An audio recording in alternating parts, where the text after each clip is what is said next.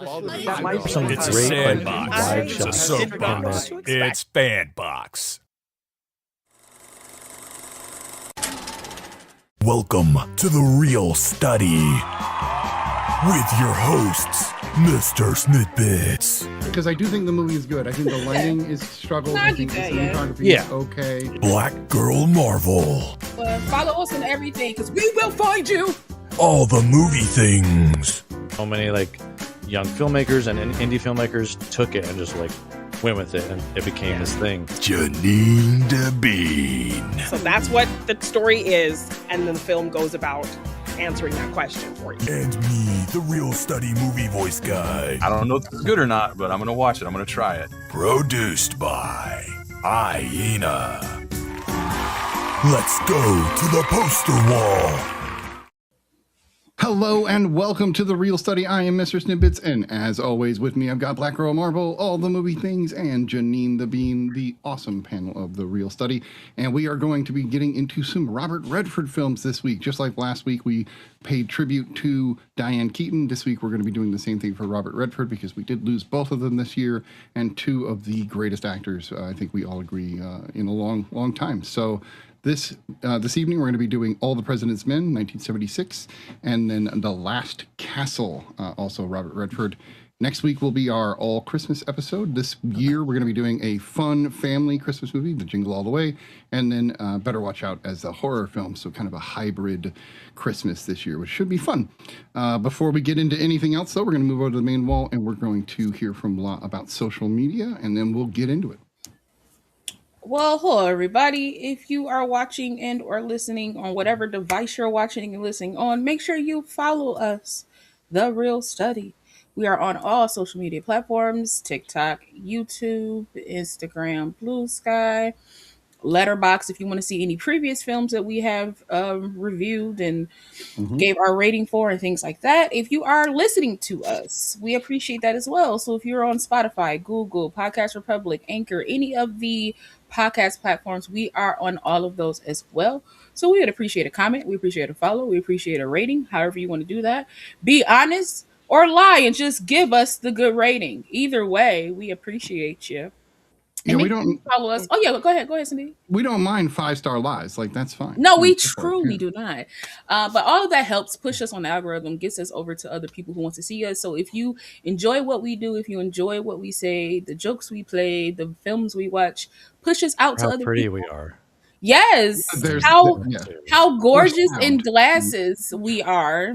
This is a full glasses team, including our producer, Hyena. Glasses on glasses, baby. So if you Right? appreciate the fact that we like to see you as well as you like to see us, just push us out on all With our social glasses. media. Yeah. Yes. Make sure you follow us separately too, as well as you follow us together. We all have our own things that we do separately. We're all pretty amazing in different aspects as well. We just bring that amazingness together here on The Real Study. So we appreciate you. Again, follow us, comment. We appreciate all of it. Join us on Discord if you have a film or a documentary or a short TV show, 13 episodes maximum, that you would like us to review or get into, or you feel that we might enjoy. But thank you for being here. Back to you, MrSniDBitS. I do appreciate that, Lala. And I always like to plug Janine's other podcasts, because she does. I just a lot never of work into remember. those. She's No, it's all good. No, I don't. So many that I don't want to get the names wrong. I will. There's too many. That's fair. I will blend all the names. I'll be like, Morgan hasn't seen the shows. I'll be saying, We're So, actually yeah. discussing an intervention for Janine. Yeah, no, she's Too talking many about a fourth podcasts. podcast. Yeah. We're like, I'm wait a here. minute, I'm wait a here minute. for it. You know, Janine, we Slow down. You should do another. You should start a new TikTok account called Too Many Podcasts, and you just talk. It's like therapy for you. I should. Let's talk about what it's like to be a podcaster, the strife, know that we all stresses. Doing too many Yeah. things. all Yeah. care about you and love you. So I appreciate that. Well, All the generally, podcast you things. just say the It's a Wonderful podcast feed, which will be easy to remember, especially this time of year, as we're Right. named after It's a Wonderful Life. So, Right, which is a great way to go. And then, of course, Morgan hasn't seen, which is where you torture your friend Morgan, who has a British accent that is fun to listen to. So if you love listening to British accents. You have Janine and him going back and forth. It's a really great show. You guys should definitely check it out. That said, we have it's Christmas time, so a lot of people are watching Christmas movies. I watched Miracle on 34th Street because why not? It's a great movie. But then we have 2 new movies that were watched that were both Christmas movies. Am I right about that, ladies? Mm-hmm. Yeah. Okay. And so one was were they both Netflix Christmas movies? Janine's was Prime. Yeah. Prime. Okay. So let's start with La. Tell us about your Christmas movie, and then we'll go over to Janine and hit the news. All right. So on Netflix, there is a Christmas movie called My Secret Santa. It stars Alexandra Breckenridge and Ryan Eggold with Tia Mowry. It's a cute little film. Okay, I'm gonna summarize this quickly for you guys. It's Mrs. Doubtfire mixed with Santa Claus. That's literally what this film is. It was kind of nice seeing that kind of done again, but with like a. So essentially, the premise of the story is Alexandra Breckenridge plays a mom who has she has a past of being like a prior punk rock star, but she had a daughter. The whole thing with the husband didn't work out, so she is focused on taking care of her child. Her child wants to be a snowboarder and gets accepted to a school that her mother cannot afford because at the top of the movie she loses her job. It's typical Christmas hijinks. And so she finds at this hotel, she finds 50% off. You get 50% off for your child for these classes if you work at the company. So the only thing that's hiring at the company is a Santa Claus. She has a gay brother. I'm telling you, this is Mrs. Doubtfire. She has a gay brother that does makeup and prosthetics. It just happens to have this. Him and his partner just happen to have this in their living room to scan her face and make a whole Santa Claus. I also like to point out that Netflix think they were slick because when they were looking for Santa Clauses, they played the Christmas Chronicles and showed Kurt Russell as Santa Claus in one of the scenes. So I was like, promotion within a promotion. But she becomes a Santa Claus called Hugh. In doing this, she realizes how, Jake. Your last name's Jess. Yes. Sorry. I did not expect that. Snitty loved that one. He was just talking about how he's the pun guy. So she becomes Santa Claus and realizes that she has some things she needs to grow up from, and realizes that her daughter is a young adult now and wants her to find someone. And she finds Ryan Eggold, and he plays like a rich son who made a lot of troubles, but he's trying to be different, but nobody sees it. So these two people come together and they see each other for who they are, and hijinks happen because Tia Mowry plays somebody that's very snooty booty and she's very career focused, and that means ignoring her child. That means focusing on her thing. So in the midst of all these things, everybody kind of gets their help through this woman kind of impersonating Santa Claus, and it changes the course of a lot of people's lives for the better. And it's funny, and it's cute, and it's Netflixy with the whole plot of it all. And like I said, it's literally Mrs. Doubtfire, but I thought it like it. No, it's literally Mrs. Doubtfire, and I just thought, but it's still cute and fun, and takes its own route. Having still it was going the Mrs. Doubtfire route, and it was like, I'm just gonna go over here with Santa Claus, but it was still pretty good. So I recommend it. My Secret Santa on Netflix. And Tia's done quite a few Christmas movies. Oh, Netflix love her. Bread and butter. Yeah, Netflix.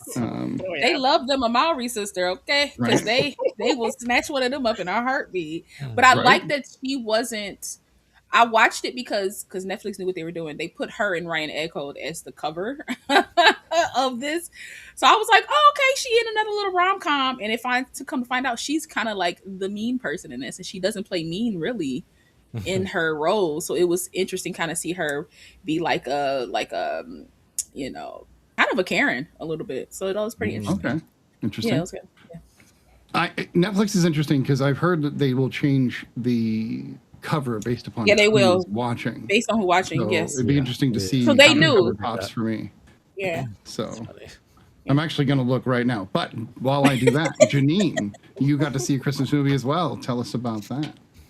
Yes. Yeah, so I watched Oh What Fun. It's a Michelle Pfeiffer led Christmas film. Nice. Basically, she's a mom who constantly does these big kind of Christmas get-togethers for her family, and this year she's really starting to notice how little they kind of acknowledge how much she does for them. So she starts to get really frustrated. I love how it opens with her narration, and she basically kind of is listing all these Christmas movies that are always about men, which you don't really think funny. about. And then once she kind of lists them all, I'm like, yeah, she's Yeah. kind of right.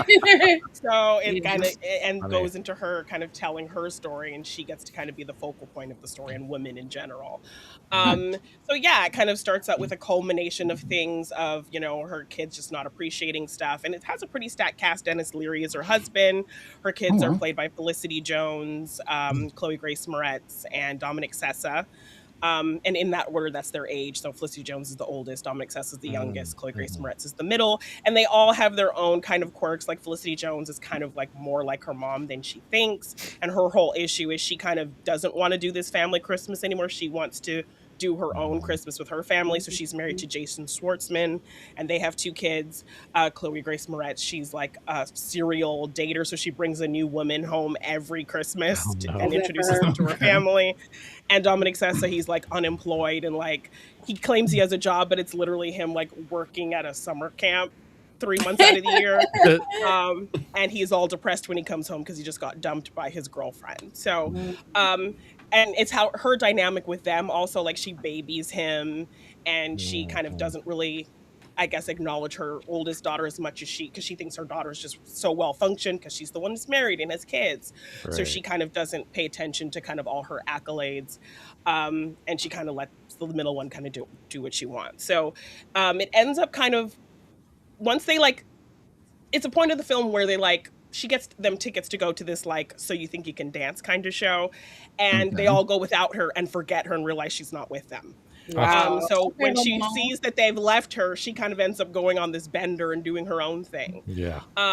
So when all of that kind of comes together and she tries to kind of have this resolution with her family, they end up kind of delving into some real things. Like she has a really good conversation with Felicity Jones, the mom kind of saying her grievances, and then Felicity Jones right back also kind of saying how her mom makes her feel about certain things. And it's a really kind of a real feeling kind of mother-daughter conversation. So I love the character dynamics. Michelle Pfeiffer, is really funny and fun in this.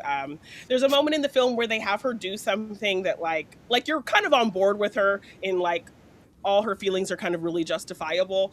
But there's a certain moment in the film where she does something that I was kind of like, why did they make her do that? It doesn't make her look great. No.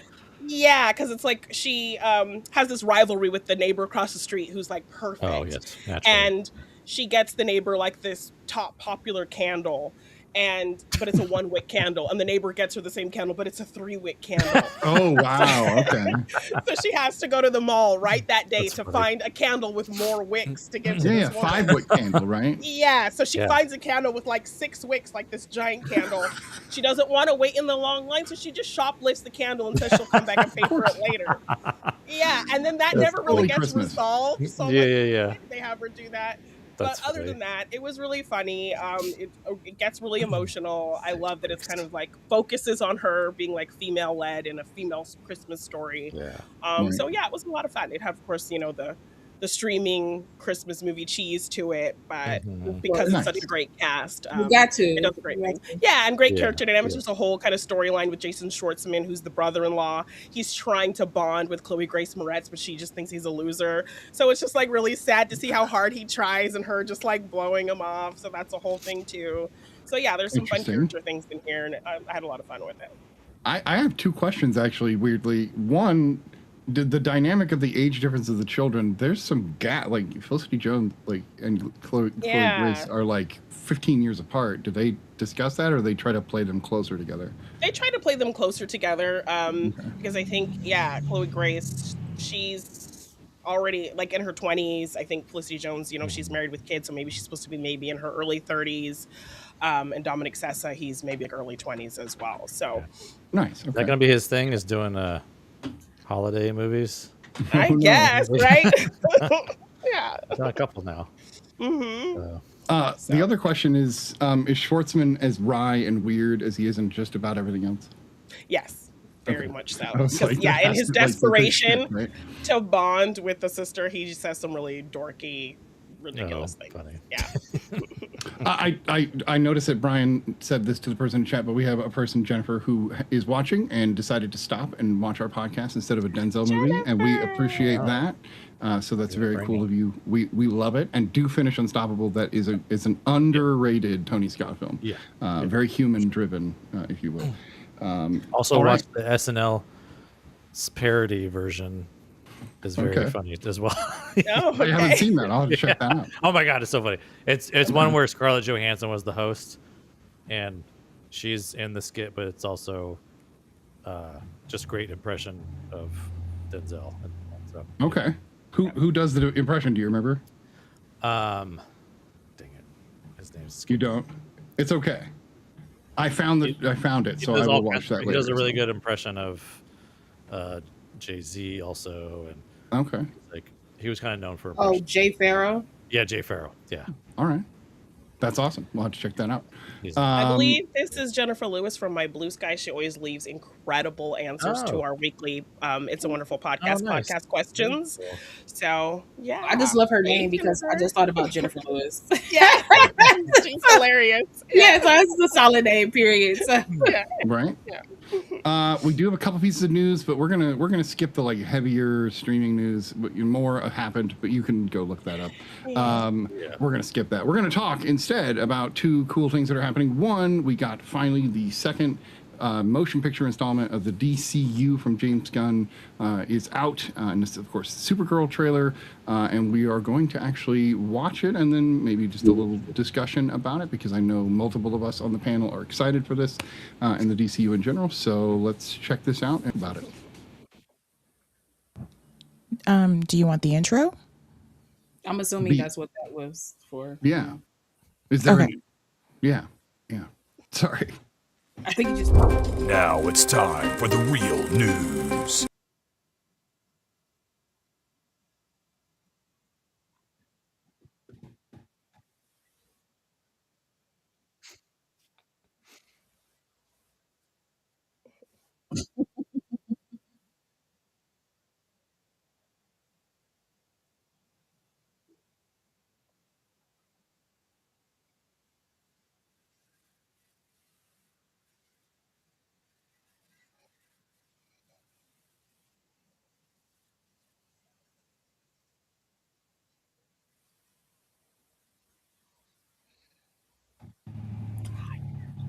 Mm-hmm.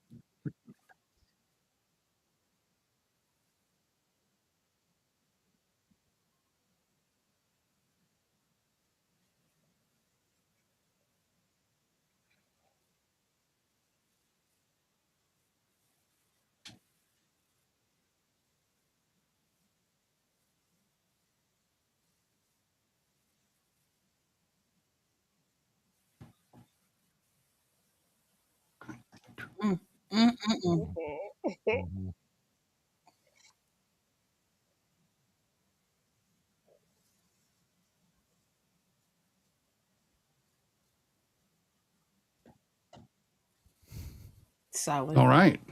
So from the director of I, Tonya, Lars and the Real Girl, Fright Night, interesting director to be directing a superhero movie. Let's hear it, Brian. I want to hear what your thoughts are. I love it. I mean, just I've been excited just from the moment we saw her in Superman. Mm-hmm. You know, and I was like, oh yeah, this is going to be such a contrast to Superman, you know, which I think is the smart route. Plus, it's a lot of it's based on the Woman of Tomorrow. Mm-hmm. You know, You can storyline, see which that is- in the trailer. Oh my god, yeah, no, totally. I mean, the same characters are in it, except for Lobo, of course. They added Lobo. Yeah, they're gonna tweak it. Which I love. Oh my god, like people are losing their mind about Lobo, which is great. because Jason Lobo's Momoa amazing. always Yeah, want to play I him, mean, so that's gonna be great. he was like Mhm. born to play Lobo. I feel Absolutely. you know, He's he born to play already a kind of looks villain, like him. I think, like Yeah. in general. No, Yeah. but like, Yeah. but honestly, Lobo in general, like I know. when you see Lobo like animated, when you His see him in attitude comics, is like- his Yeah. attitude, His hair, he's like he's Jason Momoa, like he's just Jason yeah, Momoa. just intergalactic Jason Momoa. Yeah, yeah. Yes, And- absolutely. And so it'd be cool to see that dynamic and see Lobo in this. And I love just the tiny hint of Lobo they give. Mhm. You know? just a It's subtle quick. moment. If you blink, Yeah. you'll miss him. That's how quick Yeah, he yeah. is. No, totally. I actually had to rewatch it because I was like, why wasn't Lobo? Oh, I there know. he I is. saw. I did the Yeah. same thing. I was like, oh, he was. But I'm loving everything in this. It's a more emotional, very emotional story, Mhm. darker. Mm-hmm. I mean, naturally, you're gonna get very emotional Guardians Mhm. comparisons for some reason, and some people are using that as a dig against Yeah, it. I had a long talk with my friend about that. Like she was very much Yeah, getting frustrated with it, thinking that it was very Guardians and how it looked, and like even her with like trench coat and headphones, like right. she thought they were kind of trying to do the Star-Lord thing. I'm somebody coming from this as somebody who knows nothing about this, but I do plan on reading the Woman of Tomorrow comic. Mhm. And I told my friend, I'm like, it's based on this, so maybe check that out, and maybe it'll give you kind of some more perspective. So she actually ended up going and Right. watching a whole breakdown, and it kind of changed her Oh, that's grievance cool. with thinking it was Yeah. all kind of going to be Super Guardians. And I'm like, he's not Yeah. directing it. You know, I No. love Craig Gillespie as a He director. didn't I've even loved write it. the Totally. films that he's made. Yeah, so Yeah. Right.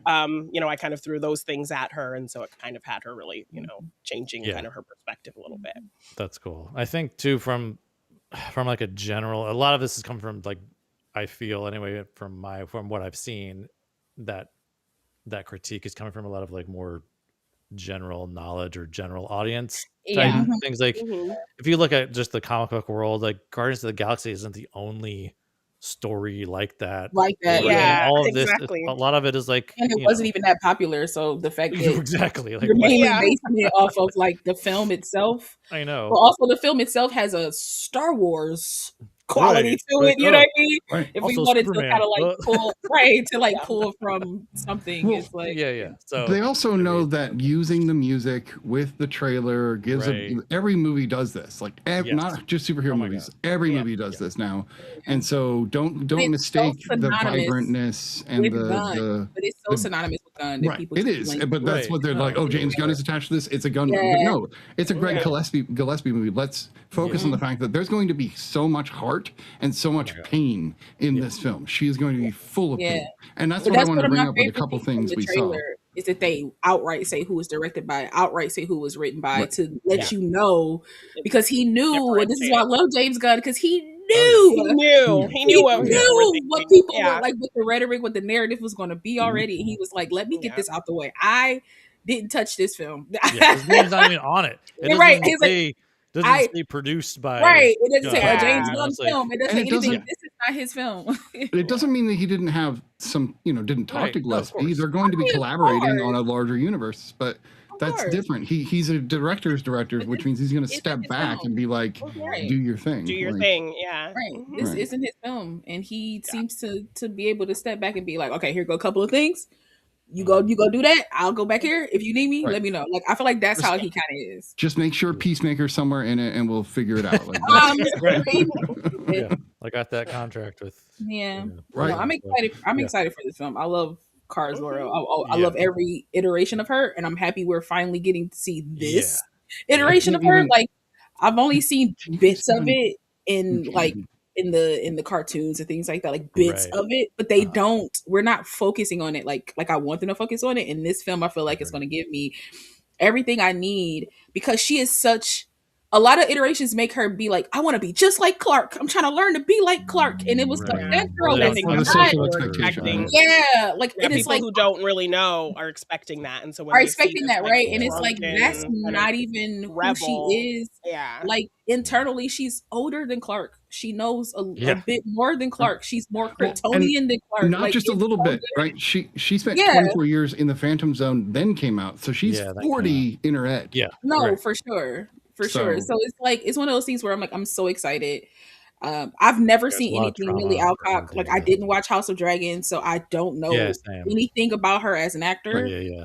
But just That's from the what only I thing I saw know her from, in so. Superman, I was like, Okay, I think I'm on board. Like, just from her, like she even though she's so tiny, she looks powerful. She feels She is powerful tiny, in the yeah. And that's trailer. how it should be. She should Well, be. that's the thing. She Yeah. doesn't need. Yeah, she Yeah, doesn't like need she huge. feels powerful. Like I know, like the background music and effects helps, but like when she was walking and they were like doom doom doom, it just felt like that was her, and not them like adding that in for her, like that walk in for her. Like she feels like somebody that's very capable, that's very in tune with themselves, but they just going through a hard time right now, and just Well, need everybody to chill out. Yeah. So- James Gunn did say that in all of his years that this was the perfect casting he's ever done in his career. So Yeah, we nice. get Love to see that. what he calls perfect casting, which excited to I'm see already it. on board. So And I'm I gonna also tell you, didn't like back Melissa Benoist. Like, in the- Benoist Oh was no, amazing, no, I love but, her. you know, Oh my god, yeah, no, yeah. she was No, but great. that's a different, In the just show. like Helen It's a different Slater, iteration. different Yes. iteration, and Right. Melissa's a different iteration, and this is a different. Sasha Catlin was a different iteration. Like Right. Right. all right. different iterations to me, all great, but this is the Agreed. one that I'm kind of like really seated Mhm. to see. I wouldn't have minded if Sasha's character was more this, if they kind of went this route with her. I felt like she could have Yeah. did this as well, but I'm excited for They this. used her as more of a plot device, unfortunately. And that's what Calling bothered this me about her. young woman ugly, please shut Who up, said please. that? People It's are a whole saying that? it's a Yeah, whole there thing was- online when she about them first- talking about how When like she was first announced, I think. yeah, there was- like they were like talking about kind of bringing it back up about like how like she's not attractive and things like that. And they're only saying that because So she weird. doesn't look like the Taylor Swift of Supergirls Right. that you want Supergirl to look like, and it's kind of annoying. And I'm like, I just thought she was perfect casting when they announced her. I Yeah. was no, like, because Yeah, totally. no, There you go. absolutely. Because as an actor, you don't go in thinking, will they think I'm pretty enough? You go in thinking, will they think I'm talented enough? Yeah. Right. Do you think I And- fit this character? Right. I think this character, you don't really think about that at audition. So for people to come out and be like, ugh, she not pretty to be a fictional character, it's so annoying, and I need everybody to shut up. Aina brings up a great point, and this is something I did see where people were talking about how she was dressed in like pants and a suit jacket for the press tour, and they're like, "Why?" And it's like, well, because she's not Supergirl. You remember that, right? Like, Right. that's, But this is also, like, I know. right? Like, this is her being herself, right? but also Yeah. she's She wants. 25 years old, and if Right. she doesn't want to, if she wants to present herself in a certain way, allow her to Right. present herself a certain way. Because if she went the opposite way and was boobed out like Sydney Sweeney is, you will have something to say about that too. So it's like the girl ain't safe Yeah. either way. It sounds like women can never win, right? Ever, ever, I know, ever, right? ever. It's Never. either we too Especially- covered up or we too uncovered. Especially when it's not there's- enough. Especially when there's like a massive fandom. Right. You're yeah. gonna have so many. People So- with And something judging. Yeah. to say. Yeah. Yeah.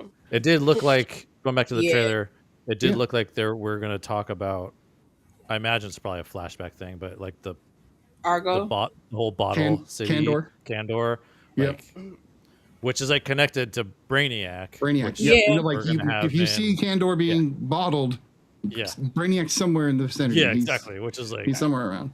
So Yeah. unless they change that, the other thing I noted Right. about that, because that was definitely a big thing. Unless you had more, I didn't want to jump in on. oh it. no. Okay. Yeah. The other I just thing thought I that was a noted was cool her thing where- age. Yes, it is a cool thing. Her age is interesting. They chose 23 in the comics. Yeah. Canonically, when she shows up, she's 16. So she's trying to be a teenager. In this one, she's 7 years past that. So is it that they've upped her age and she just showed up recently in Superman? And we're going to get a different dynamic between the two at like he's maybe. only a couple years older than her? Or are Right. we going to know that she grew up on Earth but like is still dealing I with think the it is, trauma and the 'cause PTSD? I feel like it's still the number of threes because she's her saying 23 and all those threes, 3. He's been Superman for 3 years. She's 23. Like she has her Superman suit. It would make sense that like around 20 years old she popped up, and for these 3 years she's been Supergirl because we see her name in the newspaper clip that she Shipper. said, Yeah. Supergirl saves cats. The She one- rescues cats. Right. Yeah. You know? Right. So Well, I think too, because a lot of the trailers, she's not even in her Supergirl outfit. She's like in this trench coat thing and this blue like outfit. I think it's gonna be a thing where she has to like feel confident again to even or worthy of to wear that Spider-Man Right. 2 suit, is what you're you saying. know? Yeah. Yeah. And I imagine we're gonna have like a final huge, like that whole battle sequence Absolutely. we see in the trailer. Yeah. she's And I'm in the sure suit, and it's like, I'm sure She's Corn singing Sweat everything. shows up somewhere to drop a little positivity Wouldn't be somewhere. surprised. Right. You know, he drops a little positivity somewhere for her Or to, we'll see like because We it might seems like see she's Lantern running. show up, considering Lanterns is happening. Right. It's possible, Yeah. and Yeah. they're I can see a Universal I can see a cut Police. scene, So like Yeah. a after credit scene, you know, of that kind of being a thing. you know, what'd be nice is if they didn't do an after credit scene and just let us wait for the next movie. I know that sounds strange, but it would be really. Well, they kind of do that in Superman. They did like Yeah. just a fun one that wasn't really. And to me, that's You know, and to me that's anything. and to me Yeah. that's It's just a fine. silly I'll take thing. that. Yeah, I'll take yeah, no, that. I love Yeah. that. Yeah, yeah. That And was that's what I'm fine. hoping for. Don't give me the Yeah. little extra, but don't. Yeah, but don't don't make it just give me relate. a little homework thing that I have to like this puzzle piece that I need. Thing. I No, like that. absolutely. Yeah. Because even like if you go back to the MCU and watch those after credit scenes, half of them don't make any sense and don't ever pan out to anything. Well, yeah, and some of them didn't even. Yeah, yeah, like you said, there's like Yeah. no mention of anything from a lot of them anymore. Right. So, Yeah. And it's I mean, that's cute, because a but, lot like, of them were like plan if you're a gonna do lot it. of them were just like cut scenes from the film that they already made. Like when they showed you Thor's hammer, that's a scene from the next the movie, film. right? From Right. the film that's already made. So it was just like, y'all can get But this. that one they over actually- there. Or Better. something. Get this. that one they actually like, you know, resolved and connected. Right. Where there's so And it many. really Yeah, but paid like off, the right? That Doctor we Strange one Yeah. with Charlize, like in the third eye and all that. Like, Yep. okay, The one in That may Eternals. pan out in Doomsday, Yeah. but I doubt I mean, it. yeah. for I mean, I whatever can't reason. really like those. Are eventually they'll pan out. Hopefully. I mean, Well, the no, only there one are I literally some only that one I they've don't- admitted don't the only pan the out. only ones like, I don't see that don't pan out is anything connected to Blade or the Eternals. Like I Well, don't yeah. see that panning yeah. out, Mhm. if ever. We'll see. Any other thoughts on the Supergirl Supergirl. trailer? Can't wait. It's awesome. Can't wait either. Yeah. I Also, can't wait either. The scene with her and Crypto, you better not kill Crypto or hurt him in some type of way because he seemed like she was crying. I don't know if it was a thing where she just woke up in the middle of the night, saw Crypto, her feelings, she started crying, or if he's hurt in that scene. I think and that's all she's out of crying. sequence. Yeah, think I know. that's- So it's yeah, that's I don't not, know. Also, like, read know. Woman of Tomorrow, and you will have a Yeah. lot of information. So, I don't Yeah. want the information. I want to see it. well, I'll then, read it then just wait, because Right. yeah, I'll read you it. can, yeah. I'm gonna get it, but I'm gonna read it afterwards because I don't want That's to. fair. I want to go in kind of fresh and not look for the comic in that. I'll look for it Yeah. afterwards. No, that's a good way to do it. It's still a great comic. I will plug the comic because it is great. Yeah. I like that they put the Um, comic at the end of the trailer. I like the DC does that. I like the DC is like, this is where our inspiration came from because they did it with Blue Beetle. So I dig that. Right. I want them to always which is do that. also way better than people give credit for. Like, Oh, that yeah. movie Oh my was God. Yeah. solid. No, It I'd was fun with solid. that. Mhm. Yeah. Really solid. And it's James Gunn said it's still technically like it kind of Yeah, got it's a part pushed of into the DCU, Yeah, it's which like- is nice. Yeah. Like it's they might bring him back, which one in, like, one foot in, all one right. foot out. Like, yeah. I like it. Anybody, Janine, did you finish Peacemaker season 2 since we're on the DC topic?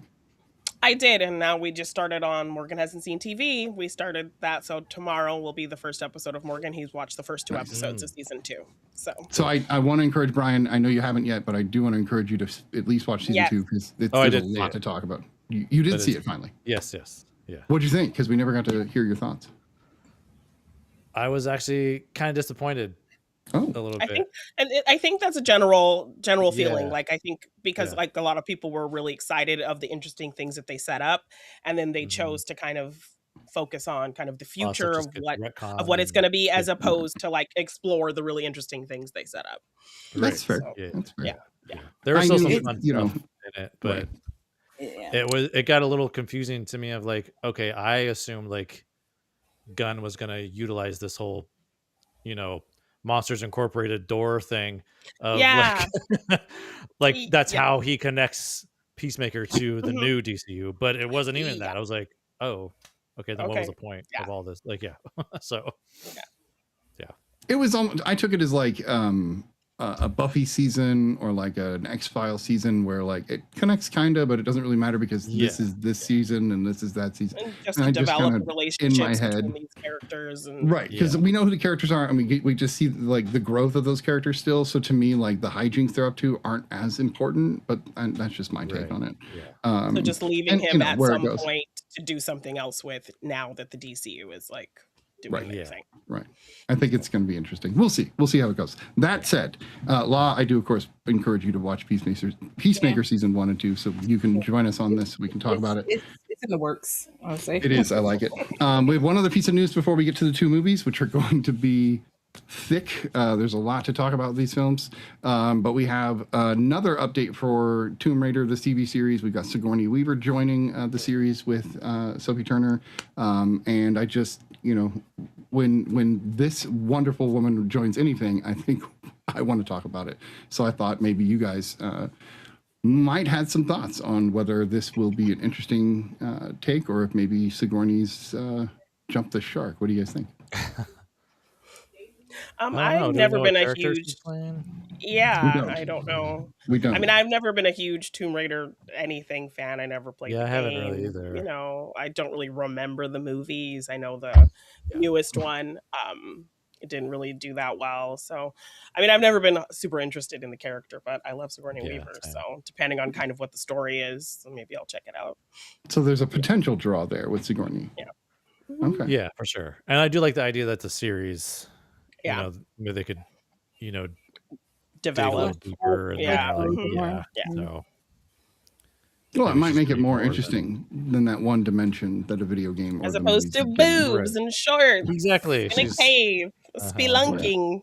Yeah. Right. The way you said spelunking, that was fantastic. Blah, do you have any thoughts on Sigourney joining the Tomb Raider series? I like Sigourney. Keep acting, girl. Keep doing you, boo. If they got this TV series and you auditioned and you got the part, do you, girl? Or you just got offered? I love it. As a person who plays Tomb Raider, I enjoy this character. I don't think they ever do her justice in her films. I feel like they rely heavily on the spelunking, as Janine said. I think they do, even though that's pretty much the game. Like, the game is her spelunking in shorts and boobs, right, and having guns and things like that.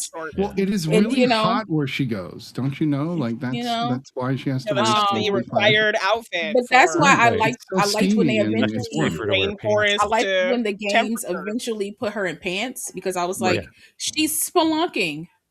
Right. Let's put her in something that won't kill her legs and all that kind of stuff. She's her whole body exposed. Yeah. I'm excited to see what they do, because they have to flesh out this character more than just making her like a quippy, like a quippy badass that just I know everything because my dad is this and it has to be more than that. It has to be more than what they gave us with Angelina Jolie as a character.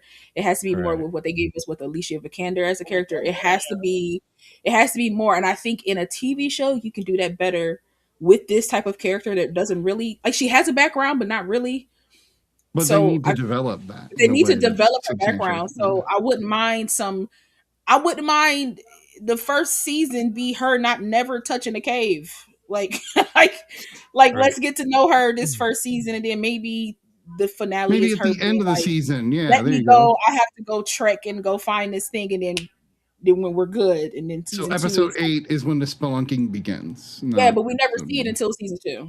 You know what I mean? Like, I feel like we should into the cave and cut to credits. Something. I'll take it. Just have her dangling. That's the credits. Maybe. Yeah, I would just want a little bit more and some real reasons why she's doing what she's doing. But I'm excited because I can't wait to see Sigourney in Avatar: Ash and Fire. So I'm excited for whatever Sigourney kind of puts herself in. So yeah, she's one of those actresses that probably feels like she doesn't belong as famous as she is, because she always is like, I'm always surprised when people say Ripley's so important and popular, and I'm just like, Sigourney, like, really, you played so many iconic characters. How can you? Yeah, but you don't really see it like that. Like, you see people don't. They're from a different lens. So like that, she's like, I just did this thing. I'm happy y'all liked it. Right. So I'm gonna keep trying to do more things. Yeah. But she's great. But I love her for that, because if she was a Timothy Chalamet, I wouldn't want to go see her movies. So I'm just saying, if she was saying I'm the greatest, what, you got a problem with Timothy Chalamet? I have a problem with the words he's saying. Yes, about himself. It doesn't need to be said about himself. Did I miss something? Yeah, no, he's been on a little ego run. Yeah. The greatest performance he's ever done, and all the work he's given has been top notch. Top notch, and he want people to pretty much appreciate the work that he's been putting out, because he's a pretty regular kid in Interstellar. I don't know. I'm just like, all right. People are saying great. he might be some rapper from England as well. Like there's some I've possibility. heard that too. Yeah, Oh yeah. like he's a I'm like, secret rapper. Yeah. okay. I think that is method acting, Aina, if I'm being honest. Yeah. Mm-hmm. But it's like then you just Yeah. think like a woman saying any of the things he said. Like how would that go over? Yeah, You know? it wouldn't Oh, go look over at because Oh, how dare Jennifer she not Lawrence was confident in herself? raked over the coals for saying, oh, look at me doing action movies as the first woman to ever do that. People just raked her over the And coals. she for didn't that. even say that though. I want people to really go watch that video again. She kind of really didn't say that, but she just didn't That's what say I'm the saying. word. Like, But also She didn't she's say like, the words correctly. yeah, she's always like messing around too. She's always like Right. joking. All the Yeah. Yeah. you can't ever take her seriously. Is the thing. She's No, flippant. absolutely. She's sarcastic. She's funny. Yeah. Yeah, and She people doesn't are take like, herself too seriously. Yeah. right? People are Yeah. like, "Ooh, just erase Sigourney Weaver. Like you're not the first person to be this thing." And it's like that's not what she You'd have to said. be No, dense to not notice Yeah. 30 years of women in No, for in these real. roles. You'd have to Like, be dense. and you're an actor. Like, come on, come on, Yeah. ma'am. So I'm with you. Apparently, we apologize. The trailer that we showed did not have sound, so sorry about that. Please Oh, go no. watch it and then hear what we have to say about For it y'all, it after. didn't, Not for sure us, how It's that probably happened. because it's turned down too low. That's hilarious. We were doing sound checks and Right. no, turn it down. It was wild. Told you I it was said turn perfect. it down because I thought it would be too loud for people listening. Right? Yeah. They couldn't even I hear it love it. anyway. So. I love it. That's hilarious. Because we do the show live, you get a little behind the scenes as we go. Yeah, too. we- Just Just know that we just throw it care out about there. y'all. We care about y'all eardrums, okay? We care about y'all eardrums. Yeah. We But didn't want you to. We don't want bloody eardrums. We want you guys to like do all the sound effects at home. right. Actually, why don't you guys just voice the trailer for us, and then when you're done, you can hear what we think about it. You guys just be SuperGirl, Or just play it at the same time we're playing it, and that way it just sync it up. Sync it up, and it'll be great. Yeah. or just hum the Superman theme the whole time. That'll work. Anyway, That's hilarious. that said, we are going to move over to doing these two Robert Redford movies, and the first one is All the President's Men, which is a 1976 release. Because of producer Robert Redford, and I know we are going to have some trivia, and I know Janine is going to tell us some pretty amazing things. And if she doesn't tell us this one thing, I will at the end. So Janine, tell us about All the President's Men.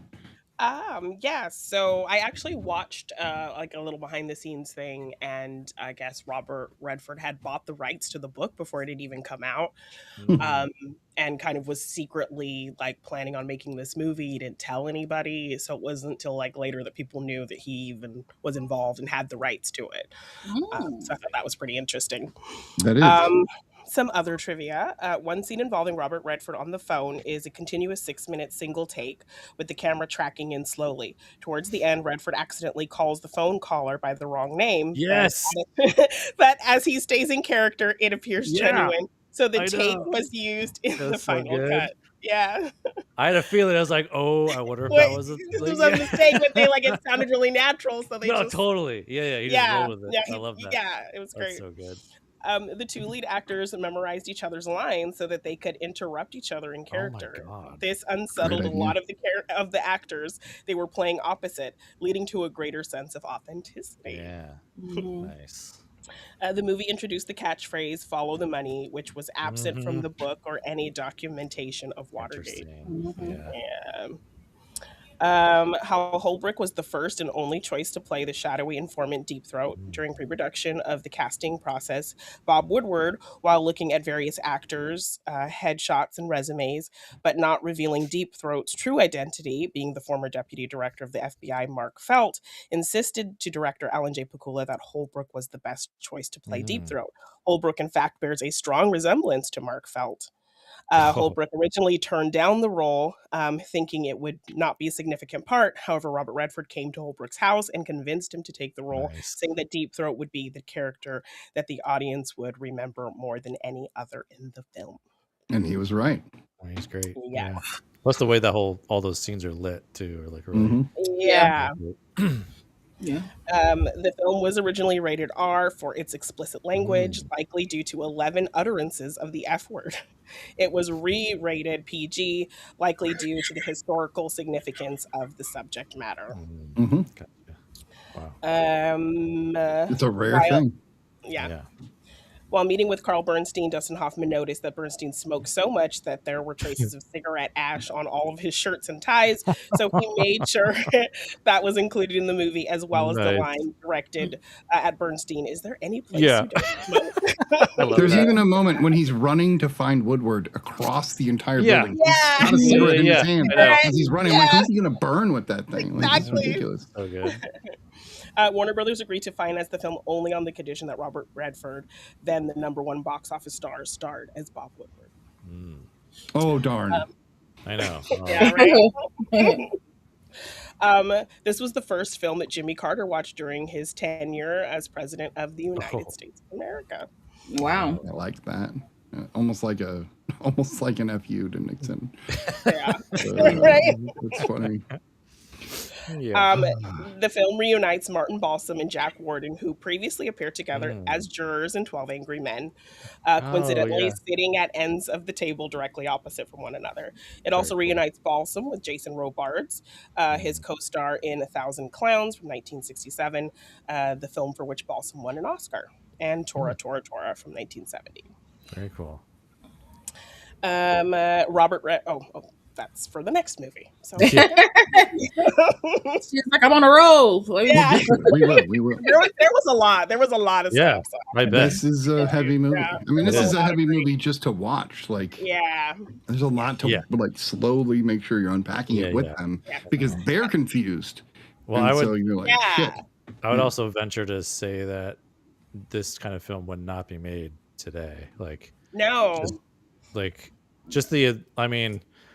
A whole film about like a newspaper trying to make this newspaper story just like on paper. Does not it was a sound tough like it would sell. sell. Like I You know saw what I some mean? stuff. Like, Yeah. It was a very tough sell to get this movie We made. do have things like Spotlight, but that's got Spotlight. so much more emotional, like depth to it because of the subject matter. It's a little easier to portray such a thing. And then one that I always like push is The Paper, which is, a fictionalized story, but still like it's potentially could be really boring. I don't ever hear anyone talking about it but me, so that's why I'm like, that's a William Hurt, right? But what's that? No, that's not William Hurt. No, this is Michael Keaton. Michael Keaton. That's okay. Yeah, directed by Keaton. Oh dang it, I'm forgetting who directed it. It's all good. Yeah, but anyway, he's looking now. I'm looking. Who had not seen All the President's Men before this weekend? Okay. I know I had Brian. I know suggested it, so I had assumed he had. Yeah. I think I went with Law earlier first, so let's go with Janine. What did you think of All the President's Men? Ron Howard. Ron Howard. That's right. That's right. And then that's one of those names you're like, I should have known. I know. Yeah. So after he died, I ended up buying the movie, but I hadn't watched it yet. So it was perfect that you picked it. So then I, was able to watch my copy. Nice. I wasn't sure I was going to feel about it because, the story of it feels like you really have to focus on things. I feel like I was going to maybe get lost, but it was really captivating. The dynamic between the two of them, because also going into it, like I didn't know that it was going to be a thing of them like not really wanting to work with each other at first and having really different, like even kind of political stances and things like that. So, and styles in terms of how they talk to people and get answers for things. So all of that was kind of where I put a lot of my focus and what kept me really locked in. So I tried to kind of focus on all the little kind of like, political aspects that were happening and all that stuff, but I was more kind of locked in with their chemistry and their back and forths. So I loved, when I read that fact about them learning each other's lines to kind of, so cool. Interrupt each other naturally. I absolutely loved that because it felt very organic, their relationship and how they kind of got information out of people and the different things they would try and the different things they would kind of, well, I'll do it this way, maybe we can get an answer this time. And so all of that I think worked really well for me. I love when there's like a newspaper kind of movie and they always have the backing of their editor really supporting them no matter kind of how difficult it gets or, what it says about the paper and especially in this kind of case. Yes. So the fact going after the top guy. Yeah. So the fact that they had his kind of full support on everything, and he, they could go to his house in the middle of the night and talk to him about it because this is a very, knowing the importance of this thing. So I loved all of that. So I kind of was able to kind of keep my focus on the character stuff more than anything else, even if I maybe got a little bit lost in the political aspects of things. But I loved kind of how they tracked down information and how they worked together. It was great. I wasn't happy to see a certain somebody again 2 weeks in a row. That threw me off, You know, I was like, wait, what's he doing here again? But yeah, I really enjoyed it. Awesome. Lala, what did you think of All the President's Men?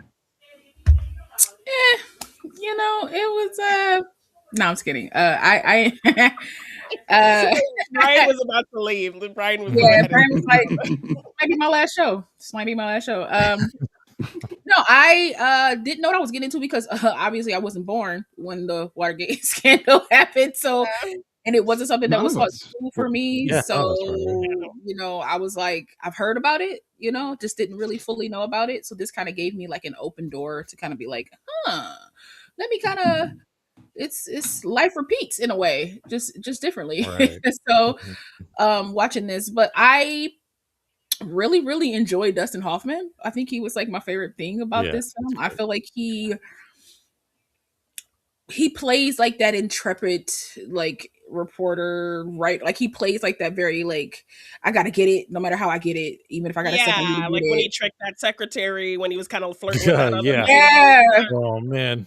Even when he wrote his own like story, and then Robert Redford's like, I mean, I'm not mad at you. I'm just mad how you did it. Like you could have like talked to me. You could have, you know, so we could have had a conversation. Yes, your writing is better, but I got the better notes. Like, you know what I mean? Right. So base it on this. Don't don't base it on like what you're feeling or what you think you know. And so I think them two coming together for me is when I was like, oh, okay, I see what y'all doing.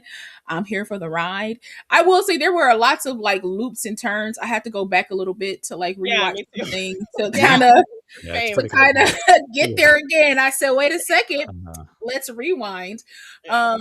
And I did do that. Make sure I'm catching everything. No, absolutely. Well, there's so many names too. To follow.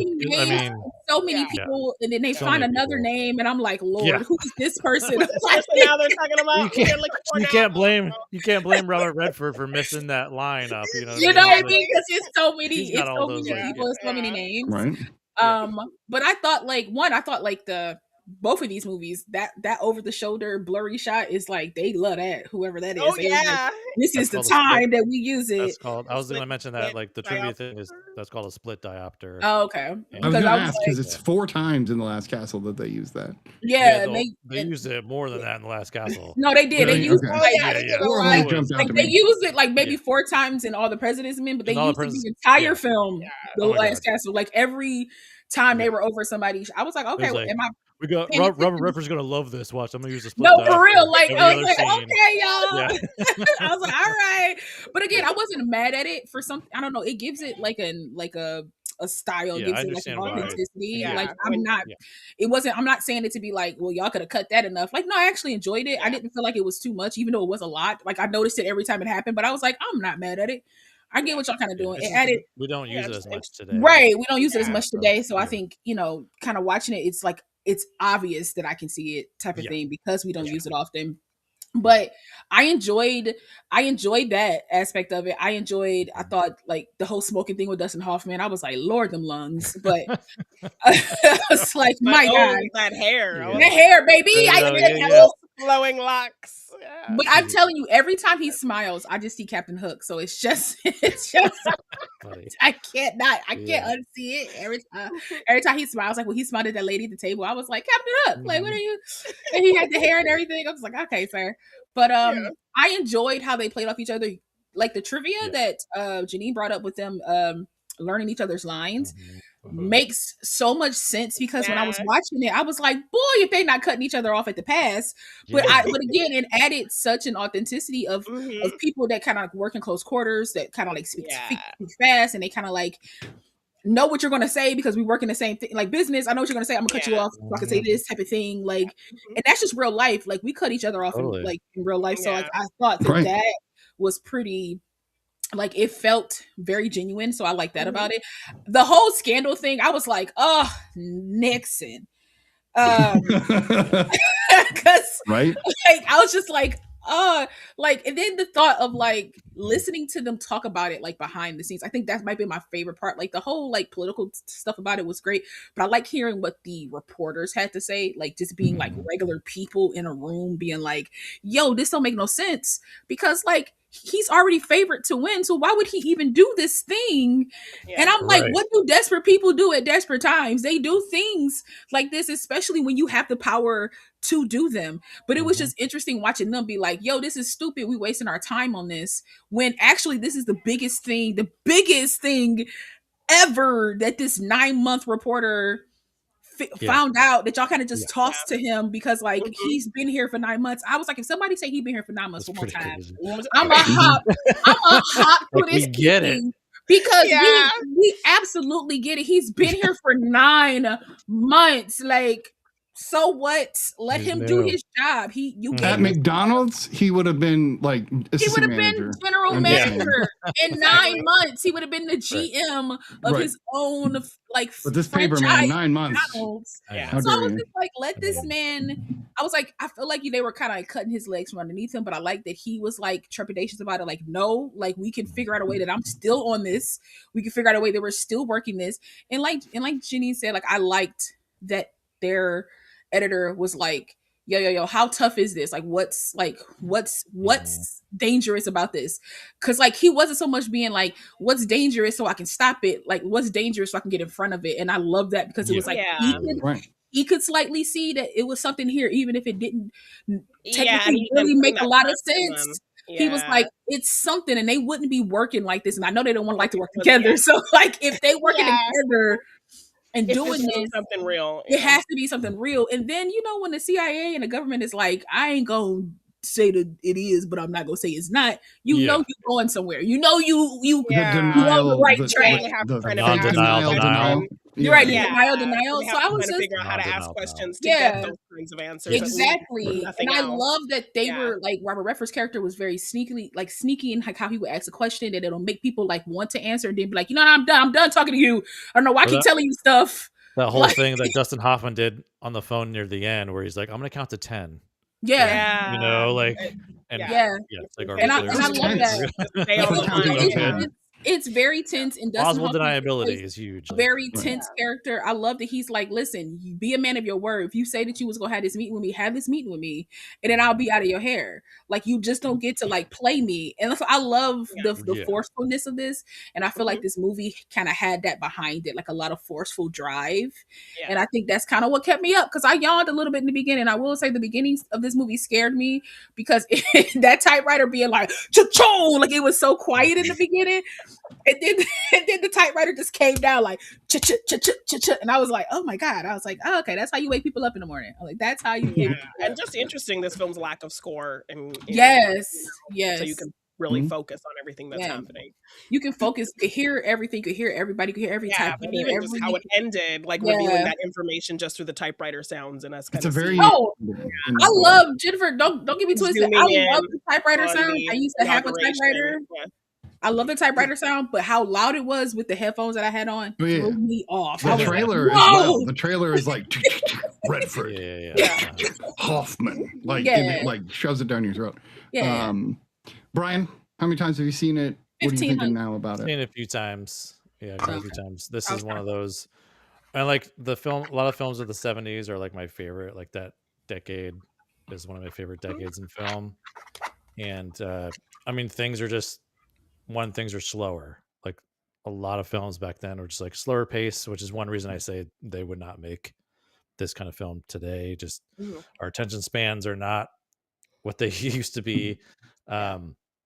But this film still does a great job of like, even if like a lot of the political stuff and the conspiracy stuff is hard to follow, but they do such a good job with it. Like that stuff isn't necessarily the like meat and potatoes of it. That's like almost just like the backdrop of this. And really it's about like how these two work and how they're going to get through this thing together, you know? And one of the fun things I noticed on this viewing was the fact that they called them Woodstein. They like Oh Mhm. yeah, had and this then they whole just like kind of couple's name for blurb them. their name. Yeah, just Right. and it's just It's kind so of funny. another way of expediting things, making Yeah, things go faster. exactly. Yeah. Woodstein, like it's so good.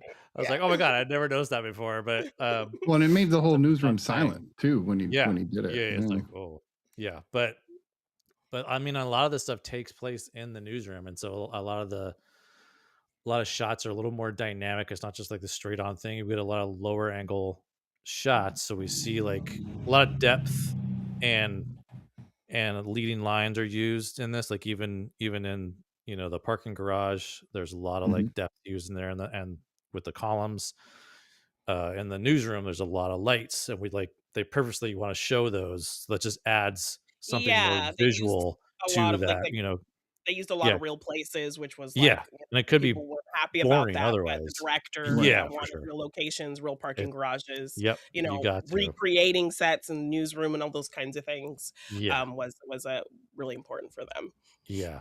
So um, yeah, it's just really captivating, and these two together are so good. Mhm. Yeah. Really good. Yeah, and yeah, the split diopter stuff was really great because it was used quite a bit in the 70s, some in the 80s. Like Brian De Palma liked using it. He used it a lot in the Untouchables. Um, and it is one of those things where it's like these two films, oddly enough, use it. One uses it in the correct way, and the other one just kind of overuses it. And obviously, we know which one overuses And it. with But no meaning yeah, when they use it. there's no motivation behind it. Where like All the President's Men uses it when it needs to. Like it needs. Right. They're trying to show, because you could just show it, because the whole purpose of split diopters, like we want to show something that's really close up, but also I want to see everything in the background in the Right. same plane of focus. Yeah. Mhm. So in order to do that, you use this piece of glass that just goes over the lens, and it helps split, Keep both It focused. splits the yeah, focus so that it yeah. focuses Literally, it's just the on physical both. thing that goes on the camera, Right. and it does that because they want to show like the energy behind him, Right. because it's like Yeah. otherwise just so focused on him being on like the phone a lot of times or them Yeah. typing. It's like, okay, Well, we need to add some Some more more energy action to the kind of. Yeah. scene. Mhm. the Yeah, most that's a great effective way of use, doing I that. think, in All the President's Men of it is at the end. What there it is right there. Yeah, When they get to the end and it's showing Nixon's inauguration with yeah. them working to just get him That Yeah, ready whole that in the push-in background. I is thought that really Yeah. was great. great. Yeah. Mhm. Yeah. That's such a great use of editing. I mean, we're seeing these two different things happen in two different times. Like we're seeing his Mhm. inauguration, but then we're like using the juxtaposition of sound against the typewriter sound, and Yeah, and they're the like, gunshots. yeah, and so Yeah. and they're creating the story during this like inauguration thing, and then they use the typewriter.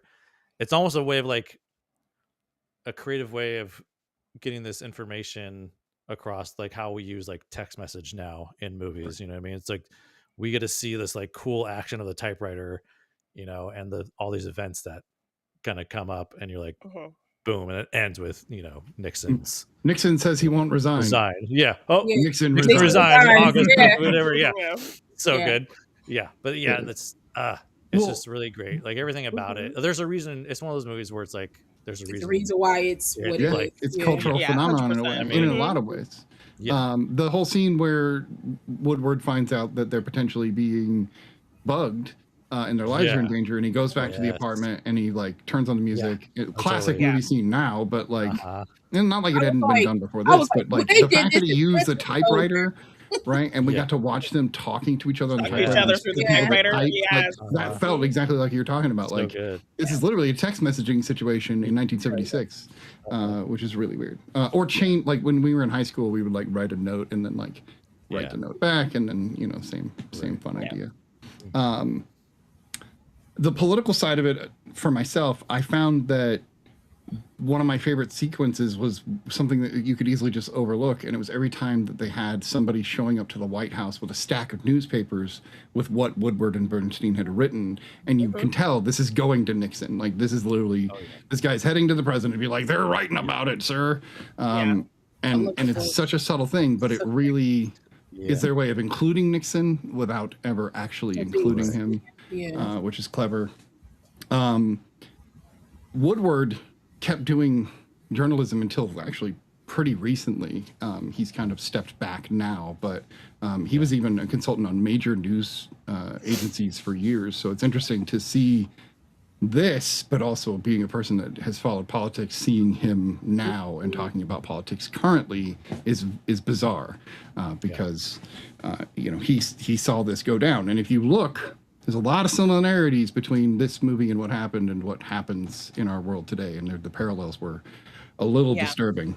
I will say though, I this is just my personal opinion. I don't feel like any newspaper or media outlet is going to have the integrity to do a story like this, though. Agreed. I think independent media is doing what they would have done. Independent journalists are doing what Woodward and Bernstein would have done. Washington Post is compromised at this point, so, which is wildly sad. Which is wildly sad considering like it was to watch this and go, oh look, integrity. Oh, that's what their legacy is or used to be, and now it's just totally tarnished. Yeah.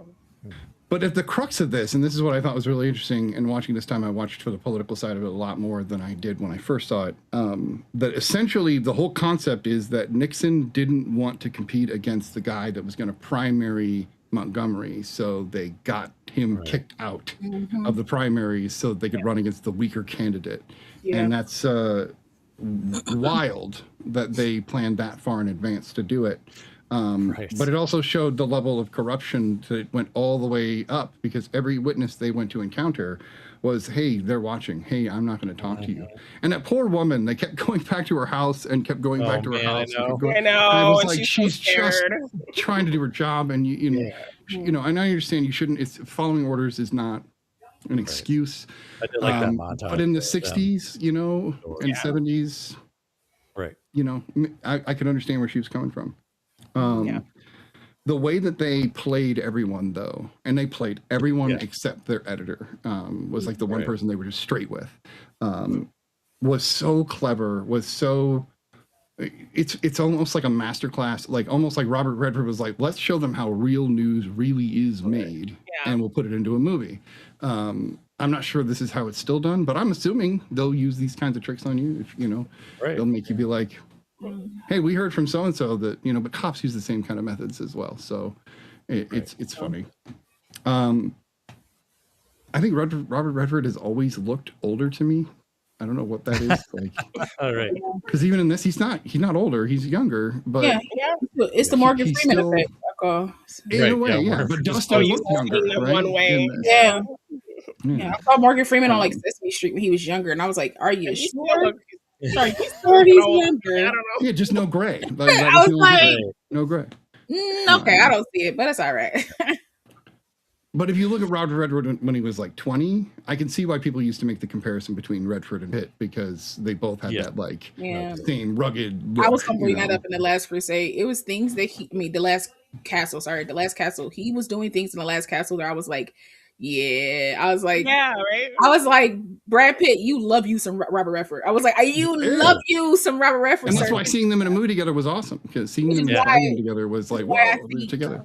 Which is why that's why I don't like Brad Pitt so much as an actor. I don't fully dislike him. I like some things that he's been in, but I think that's why, because I can tell that like you're trying to be Robert Redford and you're not being like an actor. That's fair. But I don't think Robert Redford would have played Tyler Durden. That movie together, he's tried to be like Robert Redford. No, that's a good point. I agree with that, because it was just some things that he was doing. Plus, I think Hollywood was really trying to mold him into like the next Robert Redford. I think they did. Like, I think they pulled it off in a way. Okay. In a way.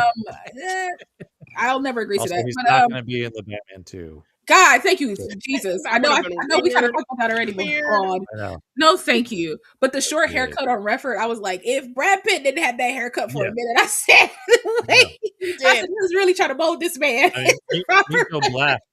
Joe Black's hair is very close to Robert Yes. Redford's hair. He actually looks like Yes. a 20-year-old or a 30-year-old Robert Yeah. Redford in that. No, I can see, like, honestly, if they did another like Babylon, like Once Upon a Time in Hollywood, But like I think film, he's like a mirror because I remember seeing Yeah. this, like somebody like analyzed him and his girlfriends, and like he would dress like them, like they. Yeah.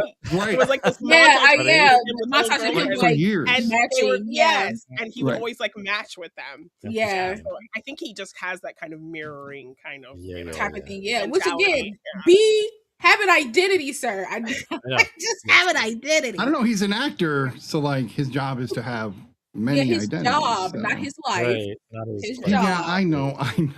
His He's job. like Daniel Day, like taking it home, like with the Yeah, beard and the hat, so- being Lincoln, you know, Oh, at home. That would have been weird.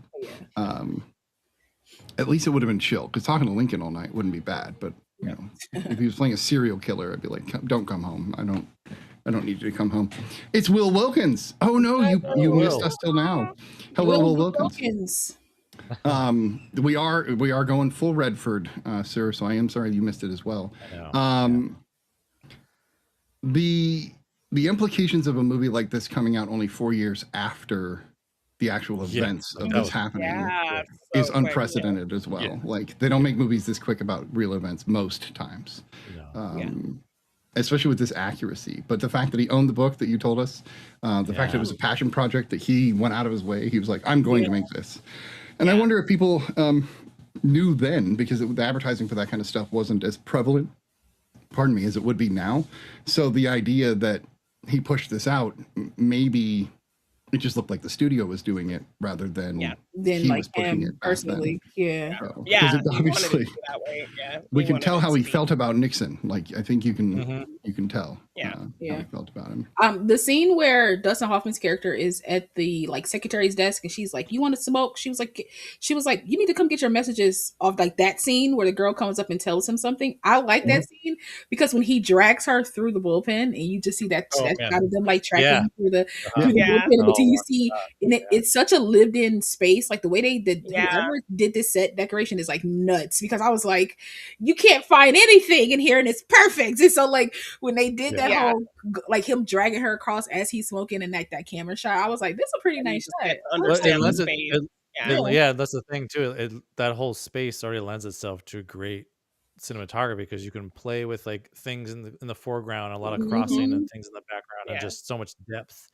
And like I said, the leading lines, and it's just like a grid. Yeah, and you can I play enjoyed with that. space so well. Yeah, Yeah, and it was just so chaotic. It was like him sitting her down and then him grabbing chairs so they can Yeah. sit down. And it was Yeah. like, I was like, this is a lot, but I loved Yeah. it. I was like, this is great. yeah, and like starts in like a medium shot, and then they pulls back just so they can It's- follow him. Tracking Yep, shot, and then it pulls goes back in, and then like, it's it was Well, and they had to track because Hoffman like started with like grabbing her and pulling her, Yeah. and then eventually like grabs her Yeah. hand and is leading Hands, her. yeah. So like they But he's changed still, but the he's way still they like were pulling her touching because and then everything. she in them heels and she's like click clacking Okay. along, but it's like he's Yeah. moving way faster than her, and so it's like Yep. he's trying to keep up, and the It camera felt like she was gonna keep up. fall over. It really did. I know.